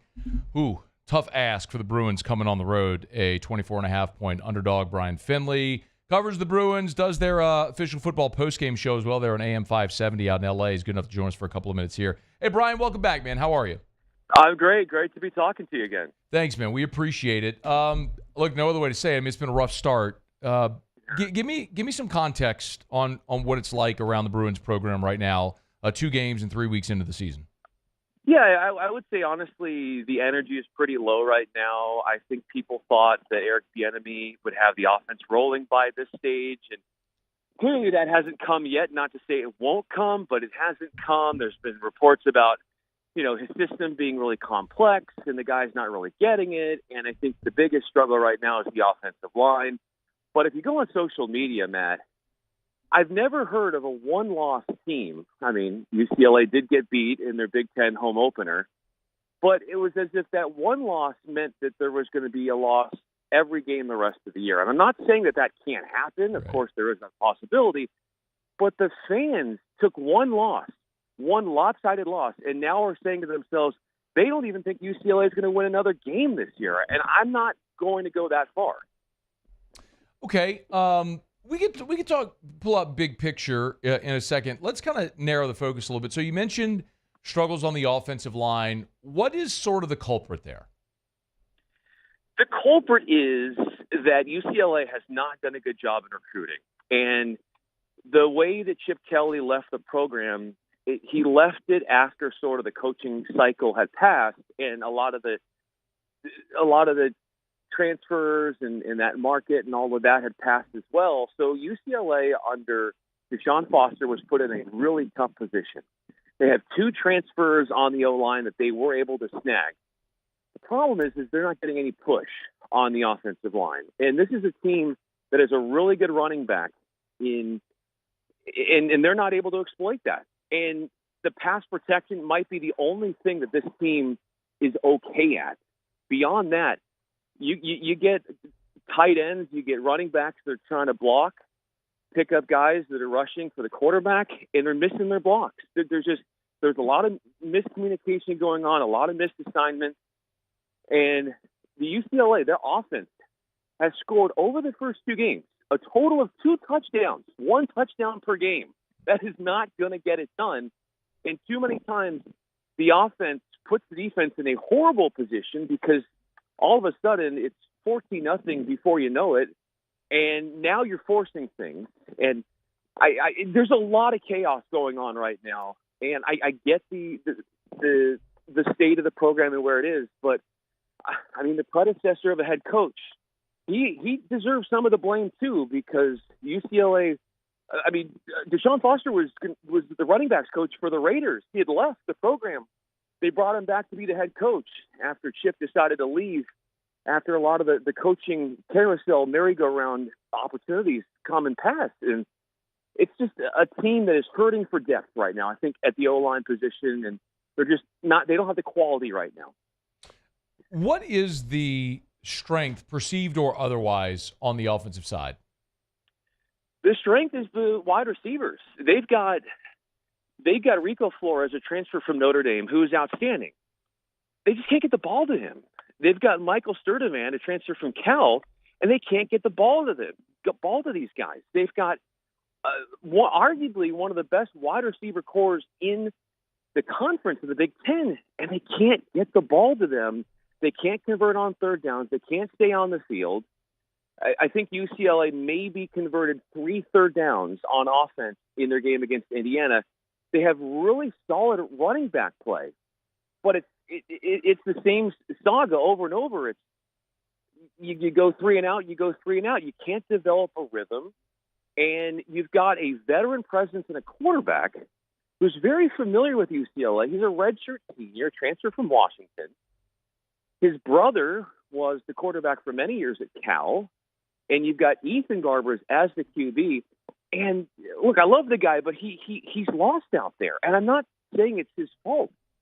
He's talked a little bit, Matt, about how the guys are going over to each other's houses and studying the playbook like it's a homework assignment, even the week going into a game.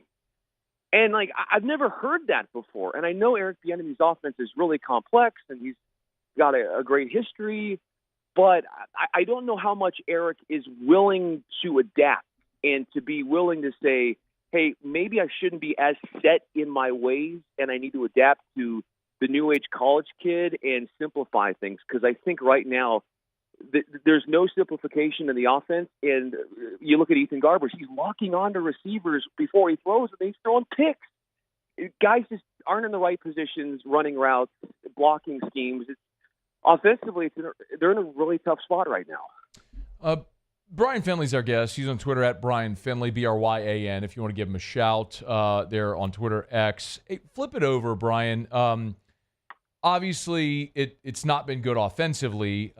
Defensively, the game against Hawaii was competitive. I mean, it came down to a field goal right there at the end, but Indiana really got going. Which is more likely the UCLA we continue to see, the defense that was there against Hawaii on the island, or the defense there in the Rose Bowl against Indiana last Saturday? Yeah, I think the problem with the UCLA defense right now is there are some holes in the secondary. And with the run-and-shoot offense that Hawaii did, and I think even Indiana at times, UCLA, and they would be the first to tell you, they're getting burned on the quick hitters. The quick catch and run up the field. UCLA is playing too conservative with their coverage, and so wide receivers are getting the ball in space, and you're getting chunk plays. They're getting electrifying plays. And the problem is that UCLA doesn't have a pass rusher. Leatu Latu, the first-rounder, onto the NFL. They haven't been able to really dig into the transfer portal and get somebody good. And then the other problem is, Matt, arguably their best player on defense, who is an NFL guy, Jay Toia, reports are this week, he is basically an interior defensive lineman. He's our only hope. There are reports that he hasn't been practicing this week because of an injury. So the best part of the defense is the linebacking core. Kane Medrano, and I know that I listened to Brian Kelly talk this week, and he mentioned his name in the press conference leading up to the game. Kane Medrano is our only hope. We have a lack of dudes on the line. We can't develop a pass rush. So as I've heard others talk about, maybe against LSU, you drop 8 and you see what you can do and get back into coverage. But I did see an adjustment for the defense in the second half against Hawaii, where they did play tighter coverage with the corners. That seemed to help. But you got to be able to score. And UCLA right now, they just can't do that right now. Brian, is there? I understand. I've seen a little UCLA. It's really tough. Is there anything that you look at with this team right now and say, here's a reason to believe they can turn the corner? They have a coach that loves this university, and he is going to recruit hard. I'm not saying that he's going to turn it around this year. Sure. I would love to see that. But here's the one thing, Matt, that I've noticed is that coaches, you love the fiery coaches, because you're looking at ways to motivate players. I love Deshaun Foster. Deshaun Foster, and he'd be the first to tell you, he's an introvert. He's not the fiery guy on the sideline. He's not going to scream during games and get his guys riled up. And the same thing could be said for the quarterback. Ethan Garbers is a little bit more soft-spoken. So when you've got the face of your team pretty quiet and a coach that's a little quiet, this team, and they were called out a little bit in practice this week from reports based on not having enough energy in practice. So who are the guys that are going to bring the energy? Who are the enforcers? Who are the guys that are going to say, it doesn't have to be the head coach, but coaches to come in and say, guys, what are we doing out there? Holding people accountable and bringing an energy. I would love to incentivize the players. I know Ole Miss, they bring a basketball hoop out, on the sidelines. The guys are dunking, or they're wearing like chains and clocks, like they're Flava Flav or something. Like like UCLA, they need to do something like that, because right now there's a lethargy that I think I love Deshaun, but there needs to be an energy there to get these guys going and kind of push them a little bit harder, because right now they're kind of going with the emotional mood of the coach, and that's just who he is. He's just a calm demeanor guy, and he's more of a guy who's gonna walk the walk and not just talk the talk. Brian, I got a couple more things for you. Sure. I am also really interested in UCLA's travel this year. Fox put up a graphic that was like the UCLA travel schedule. Yeah, and it's like the plane going from L.A. to Hawaii, then back to L.A., then to Baton Rouge, and then back to L.A., and then to Penn State across the country. Yeah. It's insane. How much of a conversation is this, the travel and how this might weigh on this team as well? I think it definitely is an issue, no question. I mean, your first game, you're going out to Hawaii. You've got, as you said, we're going to go out to Rutgers, Penn State, all of these other teams that are on the East Coast. But at the end of the day, this is what UCLA signed up for. Yep. This is an athletic program that really is in the red, big deficit. They needed to join this conference to allow themselves to get out of the red. There is a huge financial deficit within the UCLA athletic program. And so with that, they needed to take these vast and desperate measures. And so this is what they're going to get. I still don't know how they're going to do on some of those road trips that you said, like they're going out to the East Coast. One of the problems with UCLA is the first two games, they get really rattled emotionally. Some of the players have talked about this, where it's like they let their emotions take over too much. They get too charged up, maybe nerves, maybe it's apprehension. And you're going into these big environments like LSU. The UCLA has never seen a crowd like this. Obviously, as you pointed out, they've never played at LSU. But I don't know how they're going to handle that environment, the players. Is it going to be overwhelming? Probably. Does that mean they're going to lose? I mean, a lot of people think they are, and most people are probably right in that sense of where the team stands right now. But the way the team handles itself early in games in those big environments, in these big venues, whether it's like, you said, it's Penn State, it's LSU, UCLA is the cool temper. They're way too emotional, and they make mistakes. I mean, the first play from scrimmage against Indiana for UCLA last week was a fumble. The very first play. You had a bye week the week before. You had 2 weeks after going into Hawaii and trailing in that game for 59 and a half of the 60 minutes, finally making the field goal at the very, very end to win the game. And then you get 2 weeks, and then the very first play from scrimmage, Ethan Garbers fumbles the football. Indiana falls on it. There's something there emotionally where the guys need to be kept in check here, and that's why these major environments are going to be scary. Hey, Brian, last thing. If there is a blueprint for UCLA to pull, which sounds like it would be a really significant upset, if there is a blueprint, what does that look like? That's a great question, Matt. And I think that what's going to have to be done is that you're going to have to show some sort of balance in the run game and the pass game. I know in studying up on LSU this week, I know that, offensive line hasn't been getting the ravest of reviews. So if UCLA can somehow generate a pass rush, if they can get out of their own way in the form of penalties, I know LSU has had some issues with penalties in the season to start and getting themselves behind the six. If UCLA can manage that, if they can make it competitive going into the fourth quarter, to me, that is a win. What does that look like? If UCLA goes into the fourth quarter and they're within 2 touchdowns, I'm going to be very, very happy. Okay. Honestly, that's where I am right now. But developing some sort of synergy, running game has just gone nowhere. The passing game isn't great. Get guys the rock in open space and defensively find a pass rush. I haven't seen it yet. If it's going to show up against an offensive line like LSU, that would be our only hope. He's Brian Finley, Fox Sports Radio, and you'll hear him for the UCLA postgame show there on AM 570. Hey, man, by the way, are you making the trip, or are you staying back in L.A.?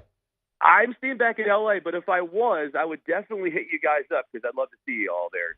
Man, it's with the UCLA fans that are going to make the trip, but it'll be a cultural experience, I'll tell you that much. Brian, we appreciate it, man. Thanks for the time.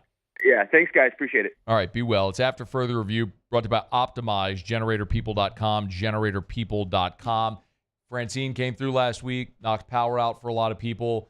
I always say it, man. Generally, it's a storm that pushes you over the edge to call about a Generac automatic home standby generator. Literally everyone listening. Literally everyone. Every single one. You sitting in your car, you at home, whatever. If I said, would you like a Generac automatic home standby generator? Literally every one of you would say, of course. Power goes out, this thing comes on, it's like the power never went out. Powers your entire home instantly. Yes. The question always is, can I afford it and who do I call? Well, can you afford it with Optimize? $600 down payment, and they have a financing option to meet any budget. So if you get $600 for a down payment, you can afford it. That's number one. Number two, who do you call? Well, Optimize, there's a reason they're the generator people. They have 4 physical locations, Lake Charles to Slidell, everywhere in between. The newest location right there off of I-10 Loyola, right there in Kenner. So the servicing GNO, no matter where you are, they'll come to you and they do one thing: sell, service, install Generac automatic home standby generators. That's it. They're not an HVAC company that has a generator division. All of their technicians, all they do is Generac generators. It's optimized. That's why they're the generator people. Generatorpeople.com. Generatorpeople.com. Okay, we will dive into what to watch for this football weekend. Muse, Paulie, and I give you 3 things each. And then in about 15 minutes from right now, Lee Sterling, 4-1 last week on his best bets. Lee Sterling's here with this week's plays. We'll get to that coming up. It's AFR. After further review. Weekend's almost upon us, y'all. LSU plays at 2:45 in the afternoon. Good opportunity to get by Clegg's Nursery in the morning. If you haven't done it yet, you can take advantage of their awesome fall decor, y'all. What a great time this weekend is maybe the weather we hope starting to get a little bit nicer as we move closer to October. They got pumpkins, hay bales, squash, gourds, scarecrows. You want to decorate your front patio, the back porch, maybe around the office. Clegg's Nursery can help you do it with all the awesome decor, both indoor and out.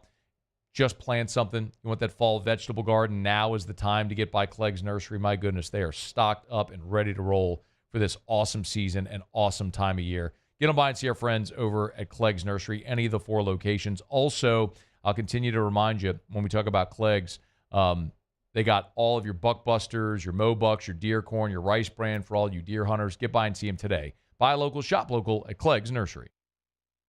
We're Rev Business, a local provider with nearly 90 years of experience. So when it comes to business in Louisiana, we know that personalized service is key. And we're here to go the extra mile with all fiber solutions that deliver what every business needs: reliability and quality. We're not just providers. We're the local team dedicated to helping you succeed. True partnerships are homegrown. Rev Business, internet, phone, managed services. Visit us at letsrev.biz. Gulf Coast Bank and Trust is giving our customers the power to bank anywhere, anytime during this challenging event. And we're right there with you. Our mobile banking app is a smart way to manage your money and time. Gulf Coast Bank and Trust, the bank that cares about you. Bayou Ford has the new inventory to get you in a new Ford truck or SUV today, or customize your next vehicle just the way you want it. All new Bayou Ford vehicles come with a 1 million mile powertrain warranty. The crew at Bayou Ford is going to do right by you.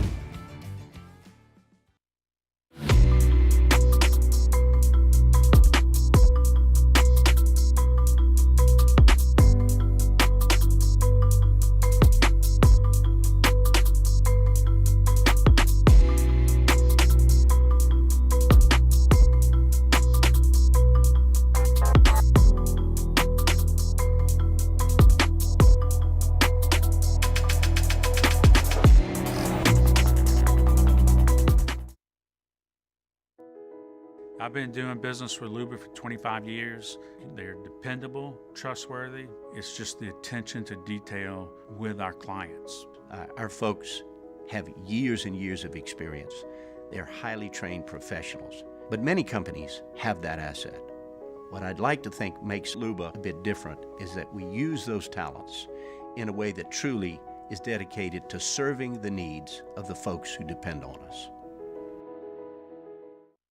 Dylan Cruz here to tell you about Six Rings Baseball and Softball Camp. If you live on the North Shore and play ball, go to Six Rings Camps with former LSU assistant coach Dan Canaveri. His knowledge is second to none, and your child will improve and have fun doing it. Camps were held at Coquille Park and Six Rings Academy in Covington with 4 sessions over the summer. Full day and morning only sessions are available from ages 7 to 13. Go to sixringsbaseball.com or call 985-206-9096.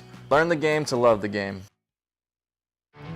There it is, the extra mile, on the border of expected and extraordinary, for those willing to go further, like vans customized for work or play, with safety and tech to keep you connected, supported by a 5-star sales, service, and finance team, and backed by the 1-star you know. So go the extra mile. It's never crowded, because so... After further review with Matt Moscona. Football weekend's upon us, y'all. You actually have a big one tonight in the Sun Belt with App State. That's not a bad team, not a bad game tonight with App State against South Alabama. Of course, Major Applewhite at South Alabama. They'll be in Baton Rouge next week. So South Alabama, after playing on Thursday, will have a long week before they come to Baton Rouge. Want to keep an eye on. And, of course, Thursday Night Football tonight in the NFL with the Jets and the Patriots. Just a couple things to keep an eye on. We do it every Thursday. We call it What to Watch. Here's what we're watching this football weekend. All right, 3 things each. Muse, Paulie, and I. Let's go, guys. Got to get to Lee Sterling here in 7 minutes. So hit it. Muse, start us off. All right, well, let's start in the SEC. Auburn, they're going to host Arkansas. It'll be start number 2 for Hank Brown. Everybody's high on the young quarterback after a great outing against New Mexico. 235 for Tuds. It's back. Offense is roaring in Auburn, or is it? I want to see how he does. This is an SEC opponent now. Arkansas's not good, but they're better than New Mexico. Paulie. Tennessee and Oklahoma. Josh Heupel will be heading back to Oklahoma. We're bringing the Tennessee Vols to Oklahoma, where he led the Oklahoma Sooners to the 2000 National Championship as a quarterback. Britt Venables was also the co-defensive coordinator on that team as well. Both teams are 3-0, so the winner will get an upper hand for an SEC title race and a potential playoff berth. Nico Iamaleava, That a bit. making his 5th career start, but he's already looking like a Heisman contender. Is the NFC South good? I asked that question coming out of this past weekend. Let's keep an eye on it. We know the Saints play Philly, and Philly we all assume is a contender. Tampa is at home against Denver. Sean Payton, maybe shaky ground. Look, he got his guy at quarterback. We'll see with Bo Nix. Growing pains. Atlanta is in prime time against Kansas City. So big one there with Atlanta hosting the Chiefs after they went on the road and beat Philly. And then Carolina, the Andy Dalton experiment begins there in Carolina. Carolina is at Las Vegas. Probably a winnable game for the Panthers with Andy Dalton under center. Georgia Tech and Louisville. The Yellow Jackets are a 10.5-point underdog against number 19 Louisville. That is significant. Brent Key, 5-0 as the Georgia Tech head coach against ranked ACC teams. 5-0. Yes. Just file that away. Okay. Cowboys or Ravens. Both teams are looking for answers after coming off crucial losses. The Ravens were a preseason Super Bowl favorite for many, but they're off to an 0-2 start. Dallas, as we all know, is coming off the loss of the Saints. One of these teams is going to have more questions than answer after another loss coming this Sunday. That's my favorite primetime song. I love that one. So. Classic. By the way, hat tip to ESPN for the old school ESPN college football theme that they brought back. That? We got to talk more about that. I haven't talked about that yet. Could the Big 12 be decided this weekend? Utah, Oklahoma State. Oklahoma State, by the way, has Utah, then Kansas State next week. We will definitely get separation in the Big 12. You may not normally care, but again, it's worth keeping an eye on because one of these teams is not only getting an automatic bid to the playoff, they're getting a bye, a top 4 seed in the playoff. So it's worth keeping an eye on what happens, especially with that one this weekend with the Oklahoma State Cowboys and the Utah Utes. The 2 Utes. Watched that movie last night. To the NFL for me, top of the NFC, that's not the New Orleans Saints. That's not named the New Orleans Saints, I should say. The Niners and the Lions, they need to bounce back. They both got beat. The Niners will be at the Rams. Lost to the Vikings. The Rams look bad, too. The Lions are the one I'm most interested in. The Cardinals looked so good last week against the Rams. You would think there's a little regression there. Just keep an eye on those 2 games. Commanders, Bengals, the LSU Super Bowl. How about it? Jayden Daniels versus Joe Burrow. A couple of Heisman winners. This will be the first time they meet on the field. The Bengals are 0-2, not looking so hot so far. They need a win. Jayden Daniels. My Super Bowl team. They need a win. They're right where they want to be. Right, exactly. They're right where they want to be. Got the league right where they want them. 0-2. Very familiar for them. Jayden Daniels still looking for the first passing touchdown. He has found the end zone on the ground. This is Monday Night Football, but I couldn't leave it off the field. Let's just be honest. We're all going to see what Arch Manning does. They're playing ULM. It's his first start to playing at Louisiana school. So the ULM defensive coordinator was like this week. He's like, a lot of our guys played against him in high school. They weren't scared of him then, not scared of him now. I'm like, you're a 44.5-point dog, cat. Just slow your roll a little bit. Anyway, let's see what Arch does in his first start there in Austin. We're all going to be force-fed it all weekend, but he's special, man. It'll be interesting to see him. All right, that's what to watch. Muse, Paulie, and I, 3 things we're each keeping an eye on as we move throughout this football weekend. I know you are all anxiously awaiting Lee Sterling's picks. Week 1, Lee was in Fuego. Week 2, little bit regression. Last week, when everybody else had a bloodbath of a weekend, Lee Sterling went 4-1 in the bets he gave you on AFR. You're going to want to hear this. Lee Sterling's up next. It's AFR. AFR. Hey, Sunday after the Saints play, I'm going to be hanging out with my guys over at Duplessis Builders and Kyron Lacey. We're going to do a video shoot, some content hopefully you all will enjoy. But I love the relationship with our friends over at Duplessis Builders. Derek Duplessis has built something awesome, and they've also built a new showroom right there on Airline Highway in Gonzales. If you're going south on Airline, it's right when you get to the Rouses. They're literally right next to the new Rouses on Airline, and it's on Duplessis Lane. Sometimes the stars in life align, and he just happens to buy a property on Duplessis Lane for Duplessis Builders. DuplessisBuilders.net, that's the website, DuplessisBuilders.net, DuplessisBuilders.net. If you're thinking about a pool, an outdoor kitchen, they'll be your only call. You want beautiful work that's made to last, that's Duplessis Builders and DuplessisBuilders.net. Derek's got an engineering background. They take the time to do it right. They're very transparent with the length of the time this process is going to take, but you're going to be thrilled with your end result. DuplessisBuilders.net. Bayou Chrysler Dodge Jeep Ram has back-to-school savings like $16,000 off 25 Ram 1500 trucks. We're open for business in our beautiful new showroom and taking $16,000 off. All new Bayou vehicles come with a complimentary extended warranty. The crew at Bayou Automotive is going to do right by you. The Windsor Senior Living Community in Mandeville, Louisiana is a beautiful, vibrant apartment community geared towards seniors. They are nestled right in the heart of Mandeville, where seniors live a more carefree lifestyle in spacious apartments with the peace of mind that comes from having a little extra help. Call the Windsor at 985-624-8040 to schedule a lunch and tour. Come see how the Windsor can be your passport to peace of mind. Breck teamed up to reimagine your parks, and you imagined big. With your help, we went to work, creating 12 beautiful community parks across the parish. A family-sized water park, miles and miles of trails, and parks just for your dogs. There are more places to splash, to explore, to run wild, and even soar. You imagined, we delivered. Gold. Breck, your #1 park system in the nation. Electricity is all around us, and our families depend on it. Every day is sparked by the power of a cold drink or a warm meal, a movie night, and a comforting light at the end of a dark hallway. From sunrise to sunset, playtime to bedtime, our team is ready to take care of your electrical needs.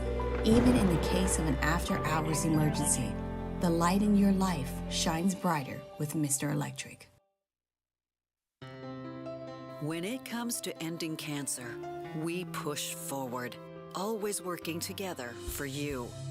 That's why our cancer experts at Ochsner have clinically integrated with MD Anderson Cancer Center. This means advanced cancer care, including access to life-saving clinical trials and integrating care to treat the whole you. Introducing Ochsner MD Anderson Cancer Center. Long live you. Hey, it's Matt Moscona. For years, you've heard me tell you about Insurance Network of Louisiana, helping you find better coverage for less money. But it's not just for your home and auto. They also offer commercial properties. So, retail stores, professional offices like doctors, dentists, attorneys, clothing boutiques. Insurance Network of Louisiana can find you better coverage for less money. They service the entire state of Louisiana, and they're local. So call today at 293-0450 or lainsurance.net.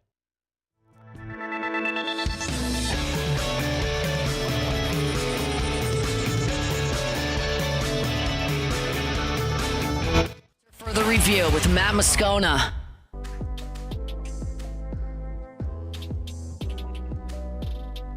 Lee Sterling 4-1 last week on his best bets he gave out here on AFR. So what do you do for an encore? Let's find out. Lee, how are you, man? Not going to show up. 4-1. Well, if I go 5-0, I don't show up.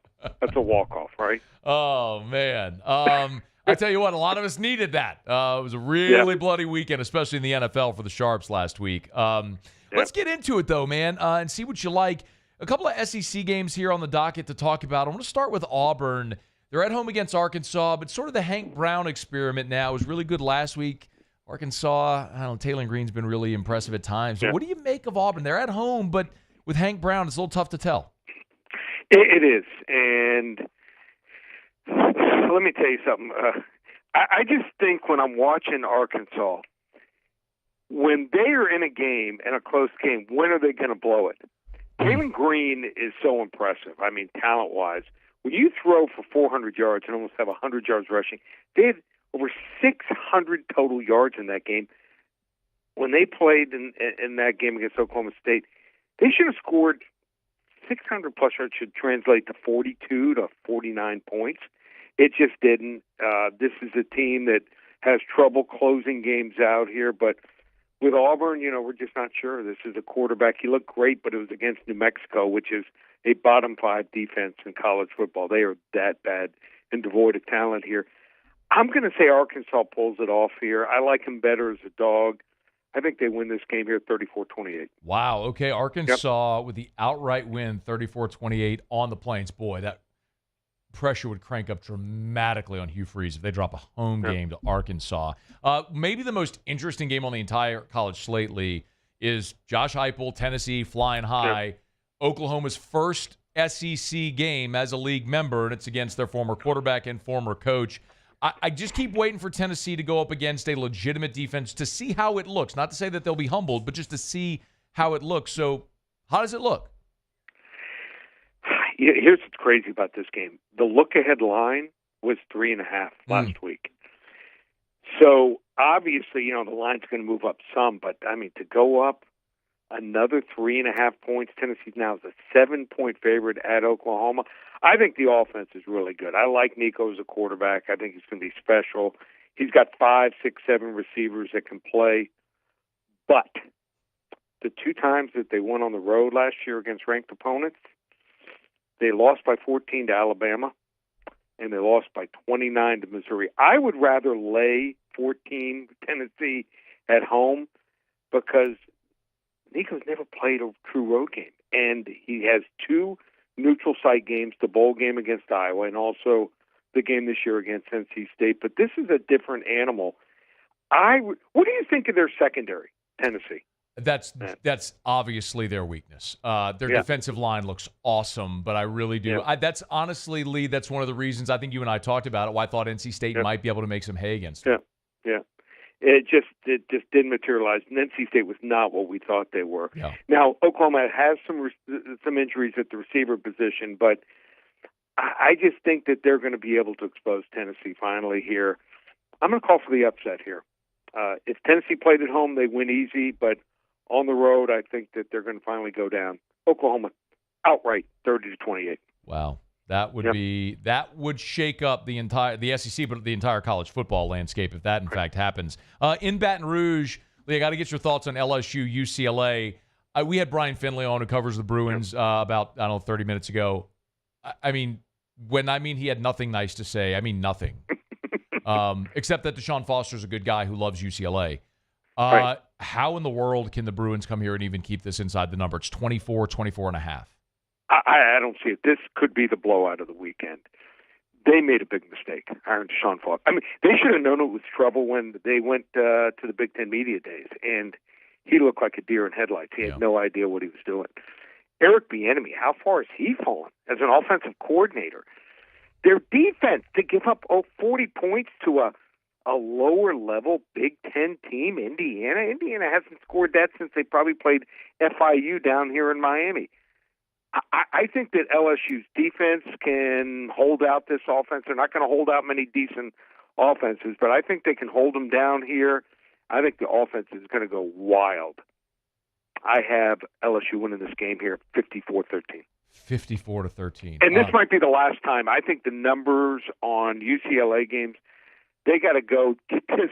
Their next 2 games, they're going to play the Ducks, Oregon at home, and at Penn State. Yeah. We could see a 30-plus line, 35-plus point line here against Oregon next week if they get blown out. That's a great point. Lee Sterling's with us, Paramount Sports, at Paramount Sports, ParamountSports.com, ParamountSports.com. Hey, one more in the state. Tulane's going down the road to Lafayette to take on the Cajuns. Tulane's a 3-point favorite. That line has come down a bit. And Lee, would you attribute that maybe to the emotional letdown, Kansas State, Oklahoma, and now you're coming down a level in competition?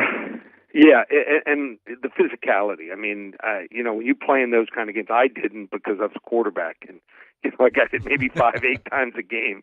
But I've seen players go through it, and you play top-level teams, and then you play the Raging Cajuns. As much as they're telling the kids what a big game, in-state game it is, it's going to be tough. Ben Wildridge has looked good this year. I like the fact they're moving in 3 running backs, and they do something that a lot of teams and people forget about in handicapping: special teams. They rarely miss field goals. They rarely allow long returns, and they have 2 really good returners. And special teams, the third of a game, but a lot of people forget about it here. This might cost Tulane. I think Tulane, in the end, is going to be a really good team, but like I said, that point in the schedule where they are here might be the difference. I'm going to go with the Raging Cajuns to pull the upset 31-28. Okay, definitely one of those spots. Could be a letdown spot. Hey, let me get a thought on what is going on with the New Orleans Saints, man. But they're a 2-point home favorite now over the Eagles. That line's moved since the early line. Thoughts? The Saints make it 3-0?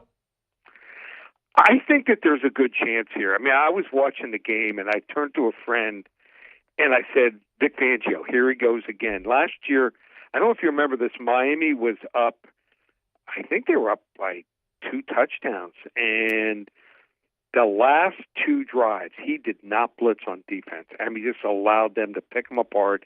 It was like I was watching it all over again. I mean, Vic Fangio, you got to bring some pressure in that situation, especially with a quarterback that's not real mobile. But Derek Carr, I mean, what he's done the last 7 games, 19 touchdowns, only 3 interceptions, what they did to Dallas, and I'm just seeing an offensive system here really clicking. In Philadelphia, this is not the same team. You look at their personnel, it doesn't match up with the production, especially defensive line. At one point, they were dominating. They're 2-7 after that 10-1 start last year. So they're going to be without A.J. Brown, it looks like, still nursing that hamstring injury here. I'm going to ride the hot hand here. Saints 31-24. Lee Sterling, Paramount Sports. Lee, got about 30 seconds. I know you got a free play. Chiefs, Falcons. Tell people how they get you. Just call 800-400-9741. What a game this is. Chiefs in Atlanta on me, 800-400-9741. And how about this, Matt? We have our Baker's Dozen, most popular promotion. 13 games Saturday and Sunday, just $97. And we've had some 13-1, 12-1, 11-2, 10-3 records. If we don't win, if we don't go 7-6 or better, next week is free. Baker's Dozen, 13 games, $97. ParamountSports.com. Thanks, Lee. Thanks. AFR. I hate that we got pinched there. We got the hard break at the top of the hour. Lee Sterling, ParamountSports.com, ParamountSports.com. First South Farm Credit, y'all. FirstSouthLand.com, FirstSouthLand.com. If you're thinking of buying land, you got to make sure your first call is to First South Farm Credit. Go to FirstSouthLand.com, FirstSouthLand.com. You hear the spot with Ben McDonald on it all the time when he bought his hunting property. His first call was First South Farm Credit. Listen, they've been first in agriculture for more than 100 years, since 1916. Every farmer in this state knows about First South Farm Credit, but it's more than just 1,000 acres for agriculture. You want that hunting property? First South Farm Credit can help make it happen. You want those 100 acres in St. Francisville, the 20 acres in Covington to build your family's dream home? First South Farm Credit can make it happen. By the way, they can help you buy land anywhere in the contiguous 48. So you want to buy a ranch in Montana? First South Farm Credit can help you make it happen. FirstSouthLand.com. It's an everyday thing here. We work horses in the mornings and we work on the property during the day, and without these John Deere tractors, it'd almost be impossible to keep up with the place. I've dealt with some of the other colors and stuff, and I never really got the response back that I get from John Deere, We really enjoy dealing with Sunshine. They're good people. They always check on us and make sure our equipment's running, and we love them. Flip the switch and learn more about what it means to be powered by Sunshine at sunequip.com.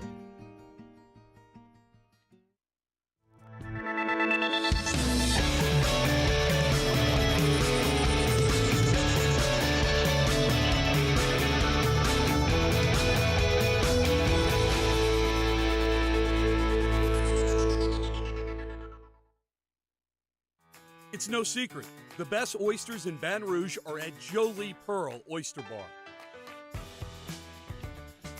Enjoy mouth-watering South Louisiana flavor and oysters from all over the country.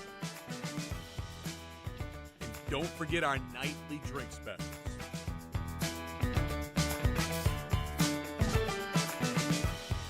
Jolie Pearl Oyster Bar, located in downtown Baton Rouge. Jerry and Benny Payne began Central Plumbing Company out of their driveway in Tanglewood Subdivision. 50 years later and 4 generations down the road, we continue to serve Baton Rouge and the surrounding areas for all of their plumbing needs. Residential, commercial, industrial, or hospitality, Central Plumbing is here 24/7, 365. We want to thank our customers, family, and friends for 50 years of success. And looking forward to 50 more.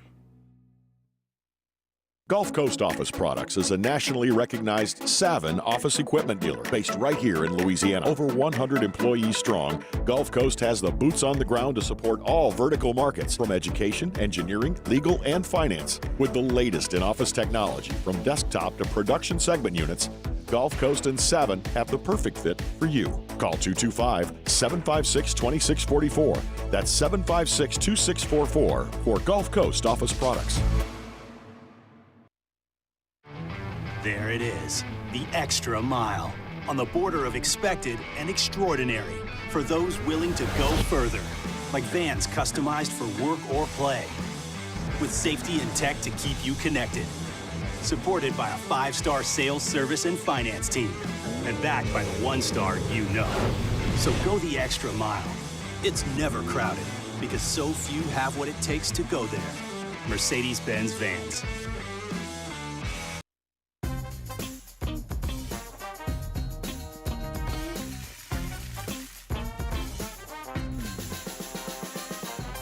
The best kept secret in town is out. Discover Tallulah at the Renaissance Hotel on Bluebonnet.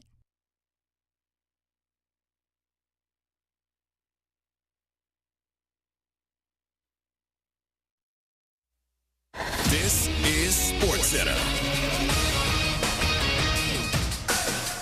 I'm Doug Brown. The Guardians clinch a playoff spot with a 3-2 win over the Twins today in Cleveland. Andres Jimenez with a walk-off hit in the 10th. For the Guardians, it's their 42nd come-from-behind win that leads the majors. In Miami today, Shohei Ohtani continues his march to 50-50. First inning today against the Marlins. He would set the record for the most stolen bases in a single season by a Japanese-born player. The player he'd be passing, his manager, Dave Roberts. There they go. Ohtani down to third, and he is safe at third base. Stolen base number 50 for Ohtani, and they are standing at Lone Depot Park. On AM 570 LA Sports, Ohtani gets his 51st steal 1 inning later. He's 2 homers away from baseball's first 50-50 season. The Dodgers lead that game 7-1 in the 5th. Ohtani already has 3 hits, and he's driven in 3. NFL Week 3 kicks off tonight at the Meadowlands. The Jets playing their home opener against the Patriots. ESPN Radio is presented by Progressive Insurance. Looking for a career you'll love with flexibility, great pay and benefits, and one of the country's top workplaces? Come join their growing team. Go to progressive.com/careers and apply online today. Matt Moscona. I'm very important. After further review. Say it one more time. After further review with Matt Moscona. And here we go. Live from the Mercedes-Benz of Baton Rouge studio. Let's ride!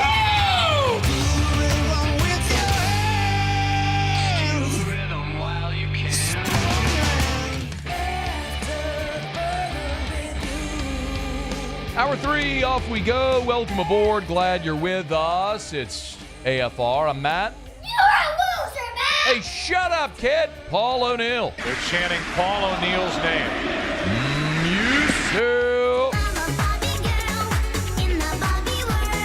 And Mr. Toby Tomplay.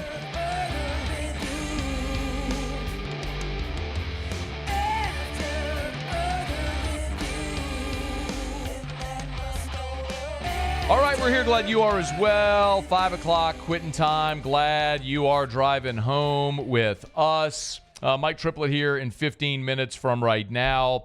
Thursday Night Football, Week 3 of the NFL season gets kicked off tonight. Excited for that. And tonight, by the way, Scone and T returns. T-Bob and I, every Thursday, heretofore, will be at Curbside Burgers right there on Government Street in Baton Rouge, next to Calandro's, Mid-City. Great spot if you've never been. Family-friendly spot if you want to come out. They got a fenced-in patio area now where kids can go run around. Mom, Dad, y'all can have some beer, a glass of wine, burgers. Everything's walkable there in Mid-City. Really cool. So hope to see a lot of y'all tonight. We earlier in the show, we did, Mike Triplett's here in 12 minutes. We did talk about the Saints' attendance. The official injury report is out. It's long. A couple of new additions to the injury report. A.T. Perry was limited today officially with an illness, and Will Harris, who was absent from practice, now we know why. He's officially listed with a shin injury. This is concerning for a guy who, whenever they're not listed on the injury report, then suffer an injury and are added to the injury report. So we're going to keep an eye on that because Harris has been really good at safety opposite Tyrann Mathieu so far. The rest of the injury report is very long. Landon Young, Colin Saunders did not practice. However, Saunders was at practice, so that's good to see. When standing and observing, you're there, but listed as a DNP. Those that were limited, along with A.T. Perry, who was added today, Taysom Hill, that's an upgrade. He was not present on Wednesday. We told you he was there on Thursday, but limited with the chest injury. They'll see if they can get him toward playing on Sunday. And DeMarco Jackson, the linebacker who did not practice Wednesday, was limited on Thursday, so maybe working back toward participating again. Everybody else was the same. Jalen Ford, Rashid Shaheed were full. Marshawn Lattimore, Taliese Fuanga, Tyrann Mathieu, Cedric Wilson, all limited, same as their status on Wednesday. Again, a lot of those veteran guys, too. Shaheed, Lattimore, Mathieu, Wilson. You're just getting them ready for Sunday. And pretty clear the same there with Taliese Fuanga. The tightness in his back, same thing you went through last week. They're just getting him ready. They're going to keep him limited and just make sure that he's ready for game day. As for the Eagles, just contrast what we just talked about with the Saints, where you've got 2, 4, 6, 8, 10, 12 players on the injury report. The Eagles have 3. A.J. Brown and Johnny Wilson, DNPs. And then another one that may be interesting for a lot of Saints fans is that Chauncey Gardner-Johnson, C.D. Deuce, making his return to the Dome, practiced fully on Wednesday. Thursday pops up on the injury report with a foot injury and was a DNP. So file it away. We'll see if C.D. Deuce is on the field for the Saints, or excuse me, for the Eagles against the Saints in his return to the Dome on Sunday at noon. So Mike Triplett's here in 10 minutes from right now. We'll get Mike's thoughts on all that. All right, it's After Further Review. Appreciate you for being with us here. Always brought to you by Relief Windows, reliefwindows.com. Windows, doors, siding. Oh, yeah, they do indoor shutters as well. Love telling you about Brandon Holly and the gang over at Relief Windows because there's just, I tell you all the time, a window, a door, or siding, it's a commodity. There's a lot of people that sell windows and doors and siding, but what differentiates Relief Window? Well, Relief Windows sells a premium product. It would tell you about they have a lifetime warranty on wood windows, which is, it almost feels like a punchline. So if you live in a neighborhood where your HOA requires wood windows and you replace them every 5-6 years because of rot and other things like that, call Relief Windows. Do it once, you're done forever. It's Relief Windows. Windows, doors, siding. Oh, yeah, they do indoor shutters as well. Relief Windows and reliefwindows.com. If you missed it, we had Brian Finley with us an hour ago who covers UCLA, and he had nothing positive to say about UCLA. And, we all kind of laughed at the Deshaun Foster awkward Big Ten football media days introduction. It was atrocious.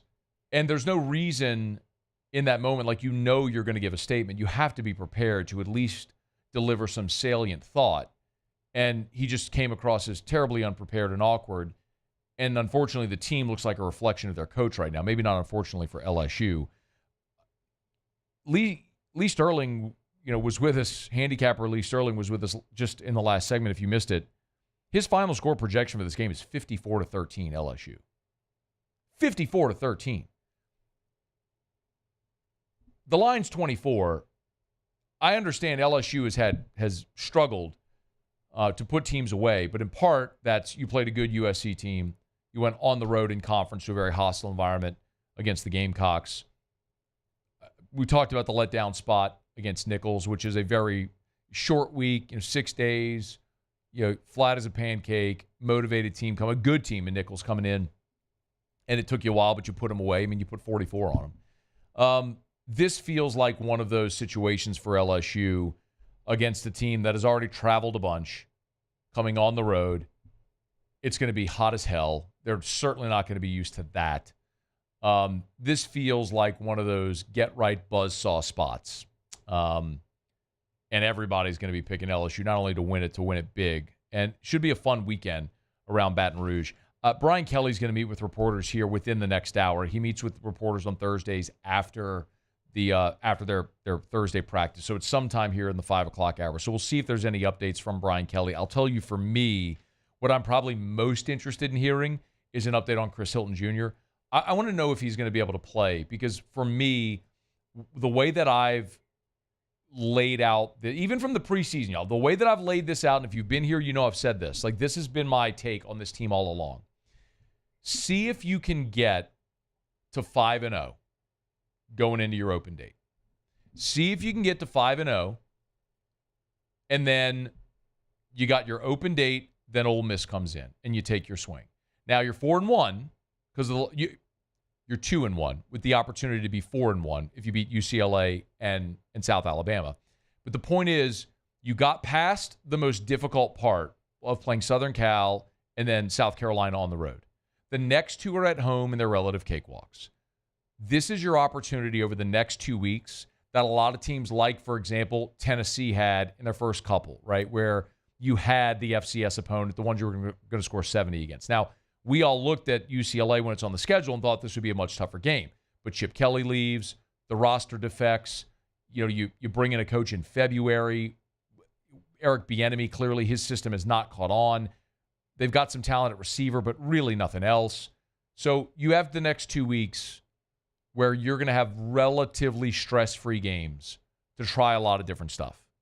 And for me, you want to see a lot. For me, I want to see the young players on defense get more reps, because you're going to count on them. You're going to count on Deshaun Spears, on Ahmad Bro. You're going to count on P.J. Woodland. You're going to count on those young guys. Maybe this is the week we see Dom McKinley make his debut. Maybe this week or next week, we'll see. That's what I want to see defensively. Those young guys defensively get more seasoning, so when you play the meat of your SEC schedule in October, it's not new for them. And the other thing I'm really interested in is Chris Hilton, as I mentioned. I want to see if Chris Hilton Jr. is back, because that is a dynamic to this offense that you don't have. As good as the offense has been, what you don't have is your stretch the field guy. He is that guy. And if you get Chris Hilton back, it fundamentally changes that element of your offense to be able to have the guy that can blow the top off the defense, to burn you deep, and also open up more in the middle of the field. So let's see if the Tigers get Chris Hilton Jr. back. So when Brian Kelly meets with reporters, we should get that update. We'll find out here within the next hour or so. All right, it's After Further Review. We're glad you're with us. Let me knock out a quick break, come back, talk some Who Dat with Mike Triplett. Don't you move. It's AFR. AFR.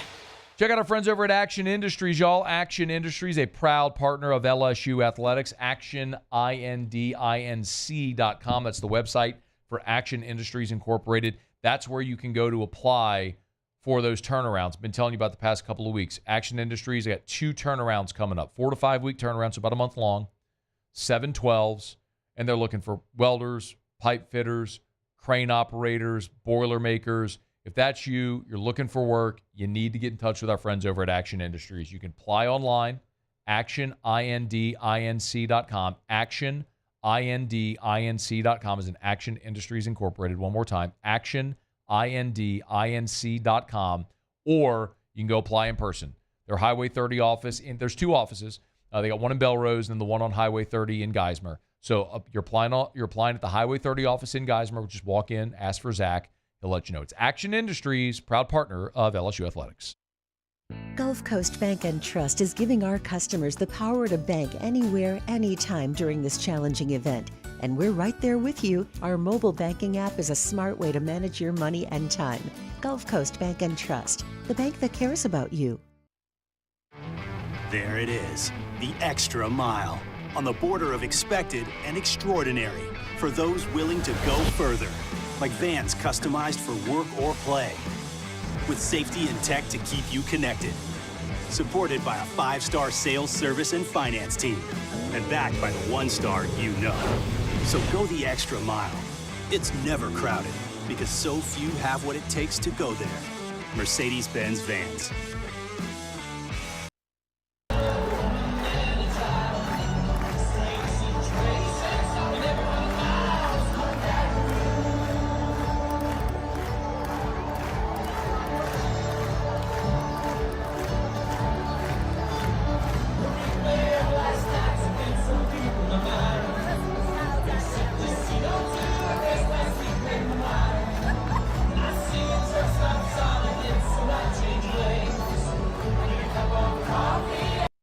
Dylan Cruz here to tell you about Six Rings Baseball and Softball Camp. If you live on the North Shore and play ball, go to Six Rings Camps with former LSU assistant coach Dan Canaveri. His knowledge is second to none, and your child will improve and have fun doing it. Camps were held at Coquille Park and Six Rings Academy in Covington with 4 sessions over the summer. Full day and morning only sessions are available from ages 7 to 13. Go to sixringsbaseball.com or call 985-206-9096. Learn the game to love the game. I've been doing business with Luba for 25 years. They're dependable, trustworthy. It's just the attention to detail with our clients. Our folks have years and years of experience. They're highly trained professionals, but many companies have that asset. What I'd like to think makes Luba a bit different is that we use those talents in a way that truly is dedicated to serving the needs of the folks who depend on us. Breck teamed up to reimagine your parks, and you imagined big. With your help, we went to work, creating 12 beautiful community parks across the parish.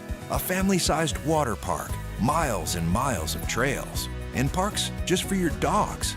There are more places to splash, to explore, to run wild, and even soar. You imagined, we delivered. Gold. Breck, your #1 park system in the nation.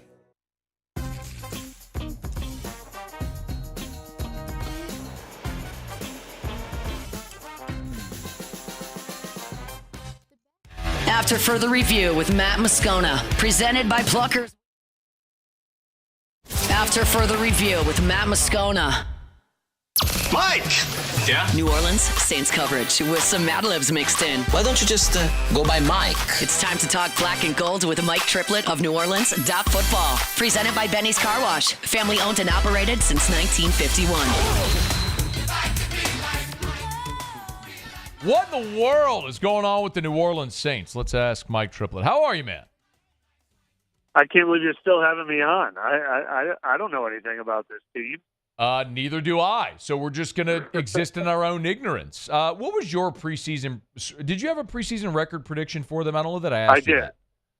I predicted they would go 8-9. Okay. Which might as well have been 15-2 compared to what the atmosphere felt like around this team. I thought everyone seemed to think they won 5 games last year and they were going to drop down to 3 games this year. So I thought my 8-9 was a bold prediction. I had them 6-11. Yeah. I looked at the 7-5 over/under. I went under. Look, it's a long way to go, but it's not just that they're 2-0, Mike. It's how they're 2-0. Yep. When you look at the how they're 2-0, what for you has been maybe the most impressive, or maybe a better way to say it, Mike? I mean, you saw this team in camp. Yeah. Like, what is the most surprising thing based on what you saw in camp? Well, first of all, I mean, of course we all have to be cautious about what we're seeing and think, oh, this probably won't last. I mean, obviously it won't last at this level. But I really do think through 2 weeks already, like, they're relevant for the rest of the season. Like, even if they lose 3 of 4 at some point and look bad for a couple of weeks and somebody's in a slump, we've seen their ceiling now, and it's a real ceiling. And there's never going to be a point where they can't win 4 of the next 5 and get back into it, you know, even if they don't keep it rolling. So I think it's all pretty real in that sense. And it's all this scheme, this coach, Clint Kubiak, his assistants, Rick Dennison and Andrew Janoko and John Benton. It's the one thing that I actually believed in all offseason, even when we continue to see Trevor Penning struggle, and we didn't know if the offensive line was going to come together, and it didn't always look that great in the preseason games. Everything they're selling just makes so much sense. It's common sense approaches. It's learning this system from the ground up so everyone understands what they're doing. It's everyone's role working in sync with other people's roles. It's, hey, Alvin Kamara's a pretty special player. Let's get him out in space. Hey, Taysom Hill's a pretty special player. Let's have a good idea for him. Hey, Rashid Shaheed's pretty good. Why don't we throw deep to him? Like, the common sense approach to this offense is amazing. But, even that is probably undercutting how creative and sharp Clint Kubiak is. I thought if the Saints were going to work, they're going to have to grind it out a little more. 15-play drives, get down to 3rd and 4 and convert a 3rd and 4. I did not think most explosive team in the NFL, for sure. Mike, is the offensive line good, or is this scheme masking their deficiencies? I think it's more the second one, but obviously they're good enough to make that work. And that was my biggest hope for that this offense wouldn't implode, is that they would be smart enough to know what they have on the offensive line and scheme accordingly. And if you go on our website, Nick did a great film study. Always does a really good film study, but he did a really good one this week, pointing out the creative ways that they kept Micah Parsons at bay. And it was a tight end chipped him, and then a running back ran right into him, and then when he finally got past that, Derek Carr had gotten rid of the ball. There was some stat about Derek Carr, his time to throw, and he only completed 11 passes in this game because that's all he had to complete. But right. He had a time to throw statistic that was the fastest since 2020. And Micah Parsons was saying, the way they made him run through that maze was something he hadn't seen before. So they're just being really smart about it. But then again, that was Trevor Penning holding up one-on-one against Micah Parsons on the 70-yard touchdown to Rashid Shaheed, and Talia Sapuaga looks great, and Cesar Ruiz and Eric McCoy, look great for this system. So Lucas Patrick played really well the other day. So they're also playing very well, but it's the whole concept is these guys are really good at seeing what they have and putting them in the right positions to succeed. He's on Twitter at Mike Triplett, NewOrleans.football. Our chat's brought to you by Benny's Car Wash, Benny'sCarWash.com. We tell you about it all the time.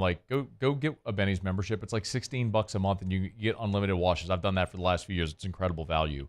Benny'sCarWash.com. Mike, the offense has been when you score on literally all 15 possessions, it's hard to it sounds stupid saying it. It's like they've scored in the NFL, professional. This isn't like 2A ball. This is the NFL, and they've scored on every possession. It's hard sometimes to say how do you find what's wrong? But I would say losing magnifies deficiencies and winning masks them. So, is there anything there that you look at through 2 games and say, we're not talking about it because they're blowing teams out, but down the line that improve there? Well, there's a couple things. The first is because they've done so well early in games. First play of the season is a 9-yard run, and it's 2nd and 1. So they're ahead of the chains. It's not just because they're winning, but a lot of the dominance. It helps when you're up by 2 scores in the first quarter. Now you're winning the turnover battle. Now the other teams can't run the ball anymore. Now Derek Carr doesn't have to stand back there, and it's 3rd and long, and he's down by 10, and he's getting sacked. They're getting to play with a 2-score lead the entire season for the most part because of how well they started these games. So we'll find out what they look like if it's ever 3rd and 13. We'll find out what they look like if they're ever down by 10 points. At some point, those things will happen, and then maybe it won't look so easy. But they're keeping themselves out of those situations, and that's why they've been able to thrive. And then the other one that I would tell you, no matter who their opponent was this week, I would say we don't really know if their run defense has improved yet. That has really fallen by the wayside the last 2 years. They've never been good at stopping running quarterbacks. Yep. And these last 2 games, the other team hasn't been able to run against them because they've been down by 35 points before halftime.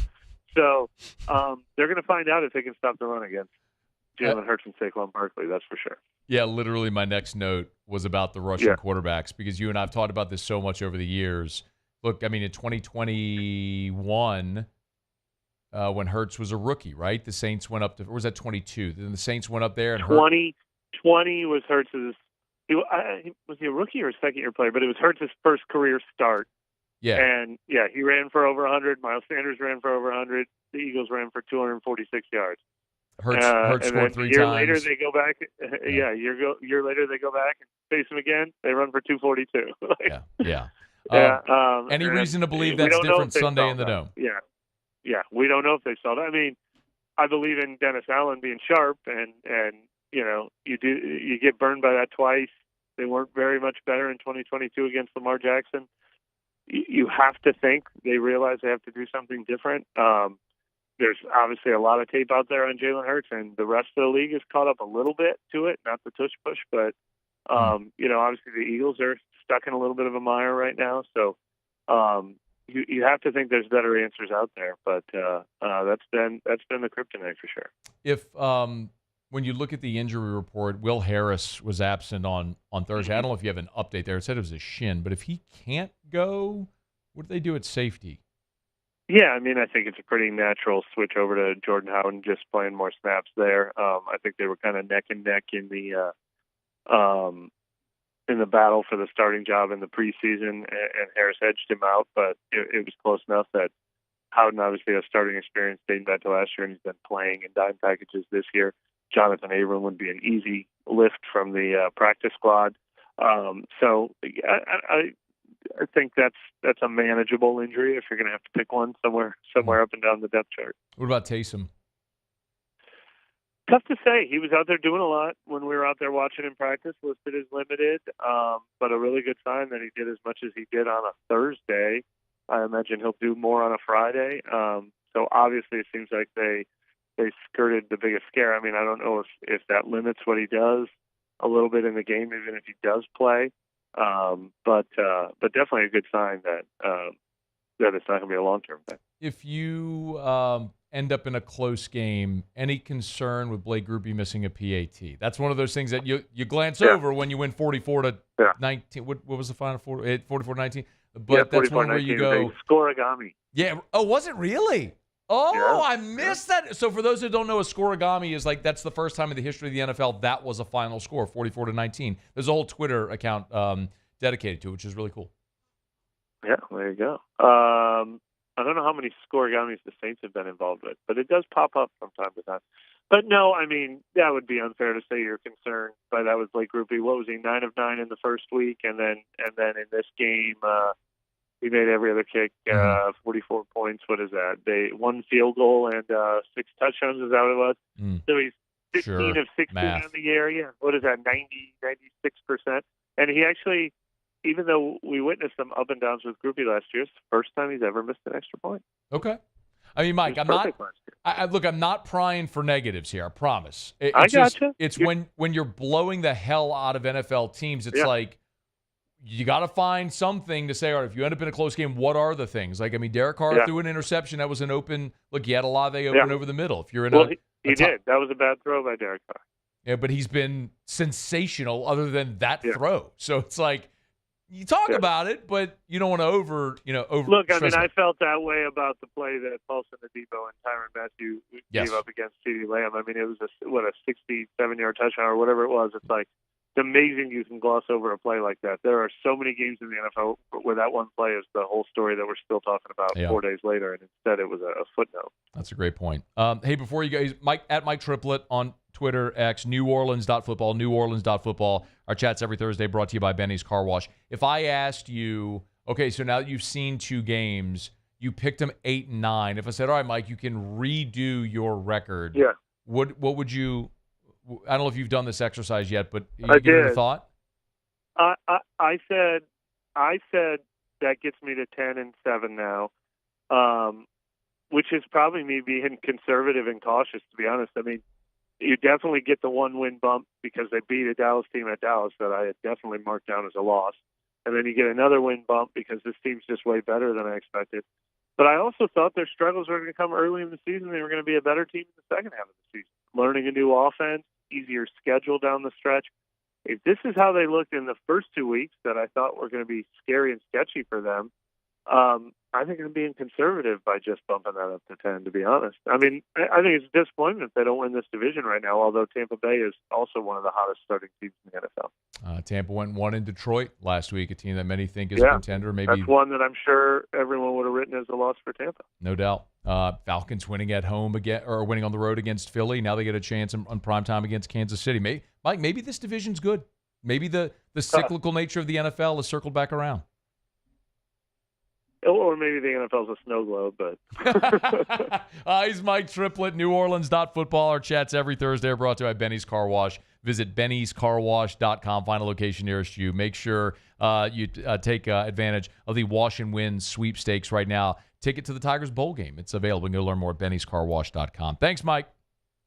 Thank you. All right, man. Be well. We're brought to you by South Point Volkswagen and southpointvw.com. New and certified pre-owned in Baton Rouge and online at southpointvw.com, southpointvw.com. Hey, if you're in the market for a vehicle or might be in the market for a vehicle, start at southpointvw.com. If you love Volkswagens, if you've never driven or considered a Volkswagen, just put Volkswagen on your list. Can't stress that enough. You can shop by vehicle, by year, make, model, body style, price, all there at the website. Super convenient. If it's on the lot, it's online. I tell you that all the time. These aren't like factory photos. The photos of the actual vehicle that's there on the lot. Airline just north of Highland, those photos are on the website at southpointvw.com. So get on by. You can see more right there at southpointvw.com and work out a deal. Work out your financing. It's all there at South Point Volkswagen. What's your direction? All right, well, now I got a quick break, y'all. Otter Locks here in about 15 minutes. We'll get Jimmy's take on tonight's Thursday night football. See if you got to play for NFL and the college game. We'll see. Well, now I got a quick break. When we come back, MMA Live Titan Combat is back in Baton Rouge. Some of the fighters will be in studio with us. We'll get a little preview of that next. It's AFR. AFR. Brought to you by Glow Resources, GLO, glowresources.com. At Glow Resources, they're a complete employer solution. Joe, it's Thursday. Put a button on a Thursday at 5:30. A lot of people are heading home, and a lot of people check out Thursday for the weekend, especially on a home football weekend. But Glow Resources, they ain't going anywhere. They are there to help your business become more efficient by finding the right people. It's that simple. And at Glow Resources, they have a 93% success rate. 93%. They're so confident in their ability to find the right people for your business that if for whatever reason the hire they make for your business doesn't work out, they will either give you a prorated refund or they will find another employee for free. Glow Resources over the course of the year does some 15,000 candidate interviews. They are experts. They will find the people for those tough-to-find jobs in your industry, in your organization, and make you more productive. GLO, glowresources.com. It's no secret. The best oysters in Baton Rouge are at Jolie Pearl Oyster Bar. Enjoy mouth-watering South Louisiana flavor and oysters from all over the country. And don't forget our nightly drink specials.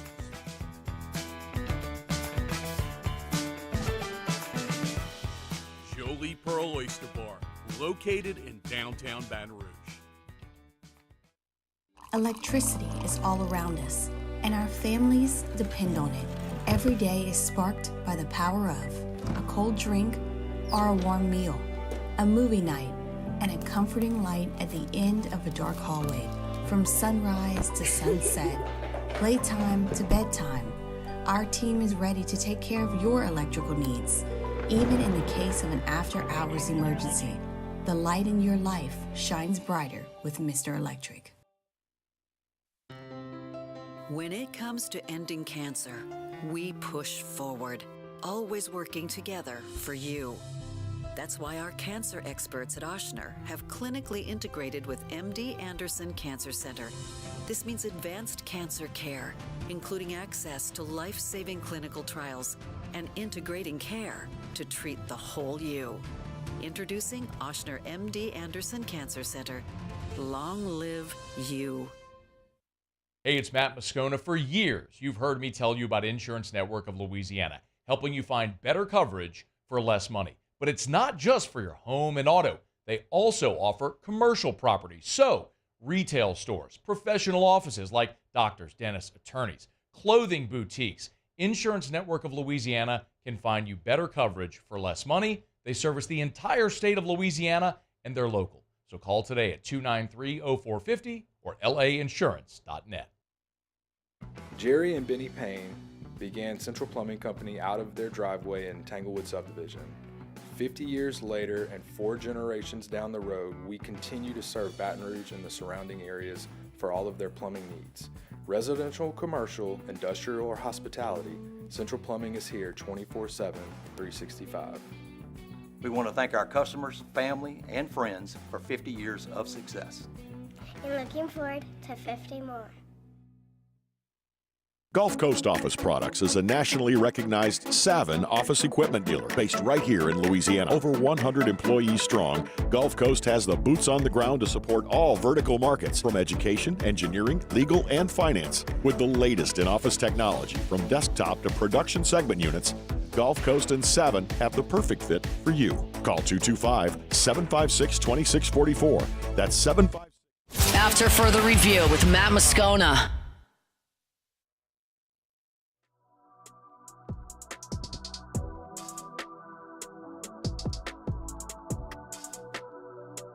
.1045 ESPN Baton Rouge and Shell are excited to celebrate the 100th anniversary of Tiger Stadium with our Draw to 100 sweepstakes. We're giving you the opportunity to join in the VIP-style celebrations on October 12th for the Ole Miss game. Sign up today at 1045ESPN.com. We'll live stream the drawing on October 10th, and the 100th name drawn will win stadium club seats, sideline passes, and autographed memorabilia. It's the Draw to 100 sweepstakes, presented by Shell, the rhythm of Louisiana. All right, y'all. Friday over at the Texas Club. Pretty fired up, man. Our friends over at Titan Combat Championship have another live MMA event. I love what they've done, bringing quality MMA, live MMA fights to the area. And I got a couple of the fighters in studio. Every time they've done an event, we've been able to get some of the fighters in studio. We're talking about former LSU football players, guys that are competing at a high level. Aiden McDaniel, Hunter James are in studio with us. Fellas, how are you? Thanks for coming in. Good. Good to see you, man. Hey, you can bend that mic and just move it. That arm will move however you need. Look, you can pull it up like that. There you go. It's easy, man. Get y'all close. These mics are weird, man. You just got to be really close to them. So let me say, Aiden, let me start with you. So Aiden, we met in the hall. He's 17 years old. How many times have you fought? Just once. So this is your second amateur fight. Yes, sir. And you're 125. Mm-hmm. What made you want to be a mixed martial artist? One day I walked into the gym. First time I ever trained, that I knew that's what I wanted to do. What'd your parents say? My mom wasn't really for it, but my dad was. I think my mom's on board now, though. Yeah? Is it, how did your first fight go? So I was 16 at the time, and my opponent was 23. Oh. And I got a first-round finish. Hell yeah, bro. How'd you finish? Ground and pound. Look at my guy over here. He's being a little humble. It was a violent fight. He's a little killer. So he's legit at 25. He is. You know what's funny about guys like this? Not funny, haha, but just like one of the things that you learn, especially with MMA, and I've gone to enough fights, and sometimes you'll see stuff break out anywhere, but it's like you never know who the guy is that you think you're picking on. No. Or you're rolling up on, because they're trained like you said, killer, like literally could kill you, Yeah, like literally if you wanted to. Hunter, let me talk to you. So you told me 155. You're a bit, for those listening, not watching, you're a big dude. So what's your walk around? How tall are you? 6'1"? Yeah, 6 foot, 6'1". And your walk around weight when you're not training? Not training, 175. I'll get up to 180. Yeah, you get up to 180. 180. Don't tell me you ain't got, dude, you got the feeling. No, you're getting up to 180. So, but you're fighting at 55. So what's camp like in the weight cut for you to get down to 155? Yeah, so once camp starts, I'm very disciplined with my diet. I eat carbs right before training. Other than that, just keeping the protein high, keeping the water load high. And then 2 weeks out of my fight, that's kind of when the weight cut starts. I slowly start. And then fight week, that's when the big weight cut starts. Not eating a lot. Not drinking much, just a constant sweat. What's your primary disciplines? You mean like... Yeah, I mean, are you a boxer? Okay, yeah. So if you would ask me this question a year ago, I'd have told you a striker. Okay. But the gym I'm at in Georgia is Against the Grain MMA, and they're turning me into a grappler slowly. Okay. So I would say my grappling is catching up to my striking. So wherever the fight goes, learning how to be still aggressive and assertive when it goes to the ground. 100%. Man, can you you work on some? It's a lot of jiu-jitsu, I mean, you work on a lot of submission attempts, things like that, submission defense. Yeah. So actually, after my last fight, I just got my purple belt in jiu-jitsu. Nice. So Congrats. Yeah. Thank you. So keeping everything even, striking, jiu-jitsu, wrestling, just being well-rounded. Aiden, what about you, man? What's I mean, you finished your first fight ground and pound, so I mean, striker. Yeah. If you would have, same as he said, if you would have asked me a while back, I would have said that I definitely preferred striking, but I've been working on everything. My wrestling, jiu-jitsu, just trying to make a well-rounded game. Why? Yeah, I'm always interested in this. So, like, when I was a kid, I did taekwondo, and that, like, it's just a thing. Like a lot of kids do when you're young. You know, you'll train in some martial art or something.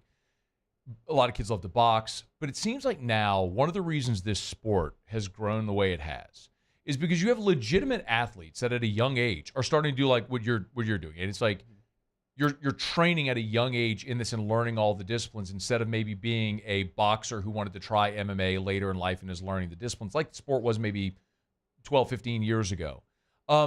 Why did you not want to focus on a singular discipline? Like, why not karate or jiu-jitsu or judo or whatever it is? Like, why was MMA the appeal, like, initially when you first walked in?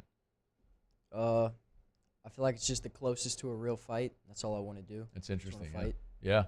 So, Hunter, you're coming in from Georgia, you said. I am. So tell me how this promotion, like, got on your radar. Yeah, so Denham Springs is my hometown. Okay. Yep, Denham Springs is my hometown. I used to train at T-Web MMA and the UFC gym, but then I decided to join the Army.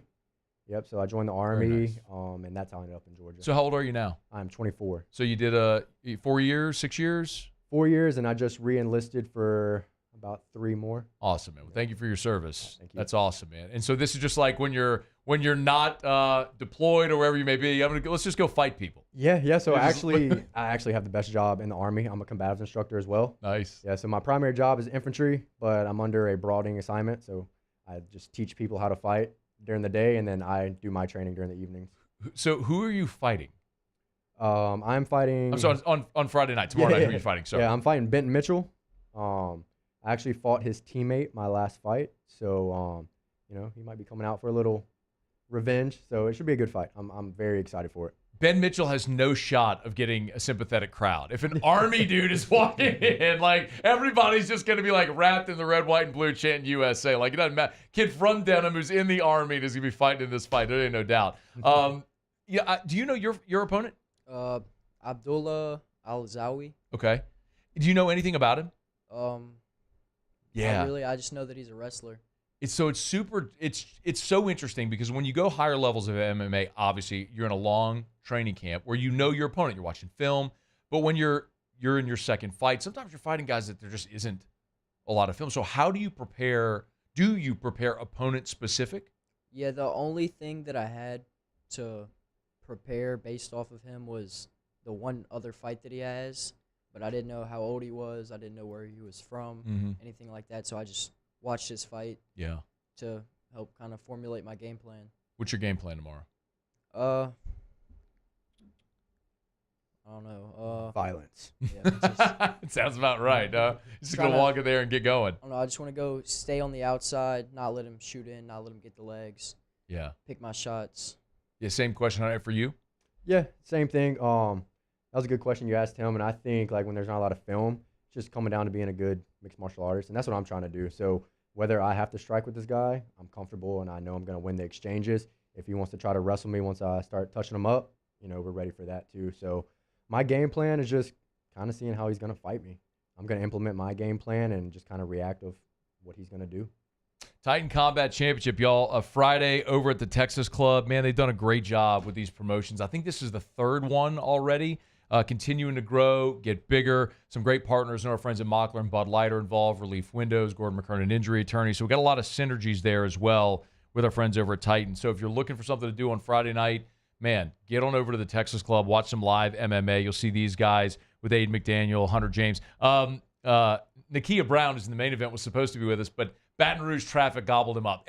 Mixed martial artists may not be able to get him, but Baton Rouge traffic got him today. But we wish all you guys good luck. Thanks for coming in, fellas. I appreciate it. Thanks, Matt. All right, man. Stay healthy and good luck in the fight. It's After Further Review. We're glad you're with us. We're brought to you by our friends over at Parish Restoration, parishbuilt.com. Same website, parishbuilt.com. for Parish Restoration. Kill mold, remove odor. It's the patented non-toxic dry fog treatment that we tell you about. Look, when rain comes, we're in the mold capital of the world. Rain, humidity, that's a breeding ground for mold. If you have mold, think you might, our friends over at Parish Restoration can help you out. Go to parishbuilt.com, click the Restoration tab. Again, parishbuilt.com, click the Restoration tab, and you'll find our friends over at Parish Restoration. No matter where you are in the southern part of Louisiana, they'll come to you. It's cost-effective. It's efficient. They can fog your house in half a day. Be done. It's easy. It's Parish Restoration. Check them out. Parishbuilt.com. Parishbuilt.com. Hit the Restoration tab. Okay, it's after further review. We're going to knock out our final break. Come back. Jimmy will be here for Otter Locks. So Thursday night football. Jets, Patriots. Who's you have? Full card of MLB. We got college football tonight. Who's the Otter got his money on? We'll get to Otter Locks when we come back. I'll remind you as well, get to LouisianaSports.net. We're putting up Otter Locks early at LouisianaSports.net sometime in the 3 o'clock hour. So if you want to get those bets earlier in the day, you can at LouisianaSports.net. All right, Otter Locks is next. It's AFR. After further review. Hey, we're heading into our football weekend. You're going to be tailgating, Rouse's.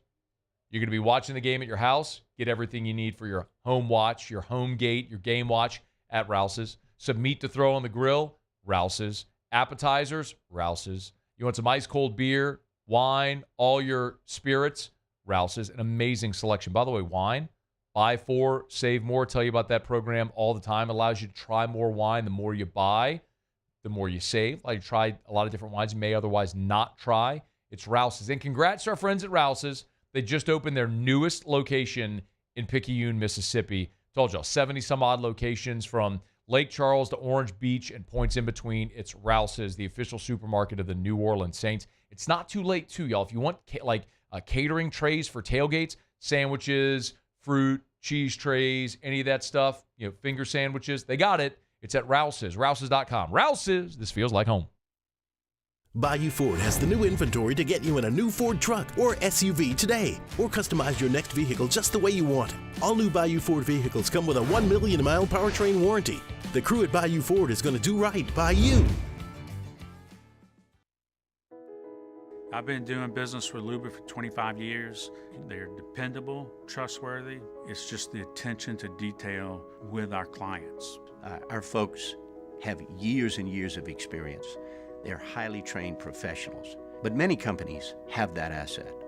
What I'd like to think makes Luba a bit different is that we use those talents in a way that truly is dedicated to serving the needs of the folks who depend on us.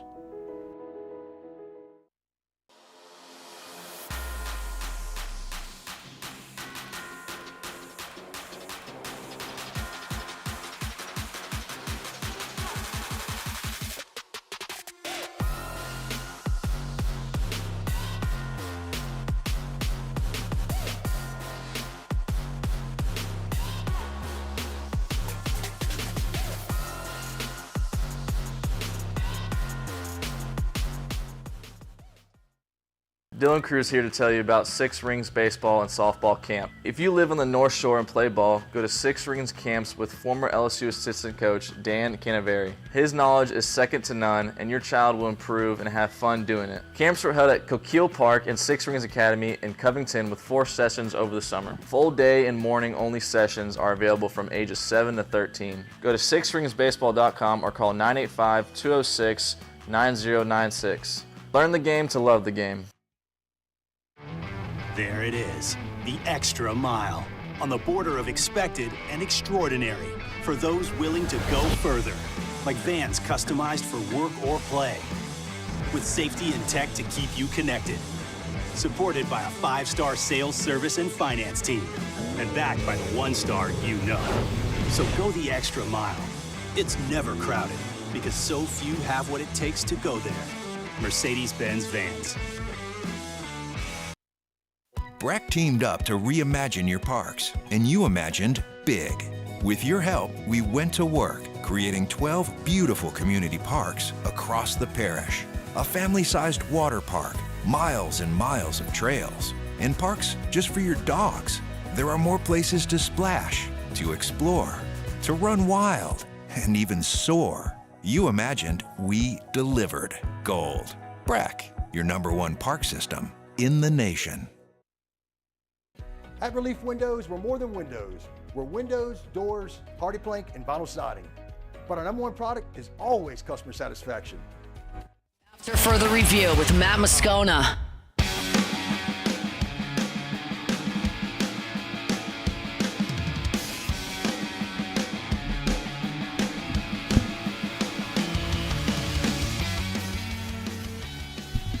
Down the stretch, we come final segment here, Thursday edition of AFR. One thing left to do, find out what we're betting on tonight. Time for Otter Locks. Otter Locks. All right, time to win some money. Presented by Lofton Staffing Services. At Lofton, we put people to work. Call us today at 924-0200 or go to lofton.jobs. I think it's safe to say that I won the bet. Otter, how are you? Doing great, Matt. How about you? Man, I'm fired up. Scone and T returns tonight. T-Bob and I will be over at Curbside here at 7 o'clock. Got some Thursday night football. Man, I'm fired up for it, man. The college game should be good tonight. Get a little preview of South Alabama, who will be here next week. Good Sun Belt matchup with App State. And, of course, an AFC least battle here with the Jets and the Patriots. So what are we looking at, man? Man, there's a pretty big trend. We know that in the Thursday night, it's really been a home field advantage on the short week, the travel and things like that. It's even more so when a team is coming off of an overtime game. So, which New England lost in overtime to Seattle by 3. Here you go. And these are one of these trends over time that it's constant because it's the same thing. A long game on the road, against a team that's a little bit more rested. Teams off an overtime game with 4 days of rest or less are 3-23 against the spread since 2002. So not crazy about the Jets tonight, but that's just too strong to overcome. Jets right now through 2 games are averaging the same yards per play as they were last year with those atrocious quarterbacks. So they're not exactly setting the world on fire. Which I like also is the under tonight. New England's got to run the ball to try and shorten it up, and then they'll be able to do it a little bit. And I just don't think this Jets offense right now has a whole lot of explosive elements. 2 teams familiar with each other. I like the under also. All right, so under 38.5 is what I'm showing? Yeah, yes. Okay. It's a low number, but we'll go with the under. Also, by the way, there is a boost at DraftKings. It's a 50% boost on any bet. So if you want to make Otter always tells you, take advantage of the boost when you can find them. So 50% boost on that game tonight. All right, so Jets laying the 6.5 and then under 38.5 tonight on Thursday Night Football. Anything else? Yeah, we Hunt posted this as well, and that's the Mets tonight. Mets are 2 games in front of the Braves for the last wild card. They are at home. They have a better pitcher. Phillies. The Phillies are good, but I got to take the Mets in that one. And also money line. Money line. Yes, money line. I'm sorry. And then also in the South Alabama almost beat UCLA last year. They would beat them this year. That's a lot. Yeah, they would. That's a lot of points on the road. I think it's a very competitive game. I'm going with the Jaguars for Mobile plus the points against App State. All right, South Alabama is getting 7.5, so the hook could be your friend there. So USA plus 7.5. All right, so the Jets, just to recap, Jets laying the number 6.5, under 38.5 in the NFL game as well. Mets on the money line, and then a play on South Alabama plus 7 and a hook. We're Otter tomorrow. Rufino's Friday tomorrow. Yeah. Rufino's starting an hour early. Richard Dixon and Hanny at 10 a.m. And then we've got Hanny's 5-pack, my 5-pack. Actually went 4-1. Much better in college last week. Max's 5. Paul Stone with his pick of the week. Bruce Marshall and Chris Macero with their 5-packs as well. Check it out. Otter live at lunch Friday, Football Friday over at Rufino's. Y'all check him out. Thank you, Otter. Good luck tonight, man. Good luck, Matt. All right, be well. Otter will be at Rufino's tomorrow. I would love to remind you to go to Supper Club tonight because, as we have mentioned, our friends over at Supper Club doing an awesome promotion where every Thursday they're going to crack open. Make this part of your week, okay? Every Thursday. They did it last week with that bottle of Chateau Margaux. Cracked it open, sold it by the ounce, and ended up going through 2.5 bottles. It was such a success. Leighton and Mackenzie and Brandon all got together and decided, look, let's make this a thing that they're going to start on Thursdays. So just yesterday, Leighton sent me the wine list. So it's all the way through middle of November. They have this mapped out now, the wines that they're going to open. So tonight, 100 Acre Wrath from Napa. This is a $1,700 bottle of wine that they're going to open. And you can buy it by the ounce, $50 for an ounce. Something you probably never go and buy an entire bottle. Maybe you would, but maybe not. But an opportunity to try something great. Like I do this with whiskey all the time. They opened it up at 5 o'clock. So you want to get by Supper Club. Get on by, start your weekend early over at Supper Club. And if it's not tonight, just make plans for this because this is going to be every Thursday moving forward. Maybe get a group of friends together, colleagues from work, whatever it may be. Great date night. Thursdays at Supper Club are going to be an awesome opportunity to try some exquisite, incredible wines. Supper Club. Book your reservation. SupperClubBTR.com. SupperClubBTR.com. SupperClubBTR.com. All right, y'all. It's After Further Review. Been a really good show, man. We appreciate y'all for hanging out with us here. Again, a reminder that Otter Locks get posted now at LouisianaSports.net in the 3 o'clock hour every day. So if you want to get the Otter Locks picks earlier, there's your opportunity to do it. There is a quick note here from Brian Kelly's media availability. I see Hunt just posted this over at LouisianaSports.net, fired up about this. Chris Hilton, probable to make his season debut against UCLA. That report is up if you want to go read it right now at LouisianaSports.net. I think that's fantastic news. BK does not have to give an injury report per SEC rules until Saturday, but he told reporters just a bit ago, Hilton is probable. Jalen Lee is going to be out with a shoulder injury. West Weeks questionable. He'll be a game day decision. So those are the three guys that are battling a little bit of injury right now. I don't see anything. Oh, here we go. Let's see. Don McKinley still dealing with a lingering turf toe. They're hoping to have him in the coming weeks. So if it's not next week, maybe for the Ole Miss game in Tiger Stadium in October. So, but good news on Chris Hilton there. And y'all know, as we've talked about, I've been a big Chris Hilton fan. Local kid from Zachary who has battled injuries during his career, man. He's had 3 surgeries like he documented at the beginning of this season. It's just slowed his opportunity to be on the field at a logjam position. And he looked so good last year in fall camp and was just behind some incredible talent where Kyron Lacey was your number 3, right? But Hilton was awesome in fall camp this year again. And then right that last Saturday that we had media availability, the 2 Saturdays before the game against USC, he suffered that bone bruise and he's missed the first 3 games. And you hate it for a guy that's in his 4th year, finally getting his chance to get out on the field to miss any game time, but he's missed the first 3. But Hilton probable to make his debut against UCLA. We'll see if he can get out there, run around a little bit. Remember, Hilton's changed his jersey number from 17 to 3.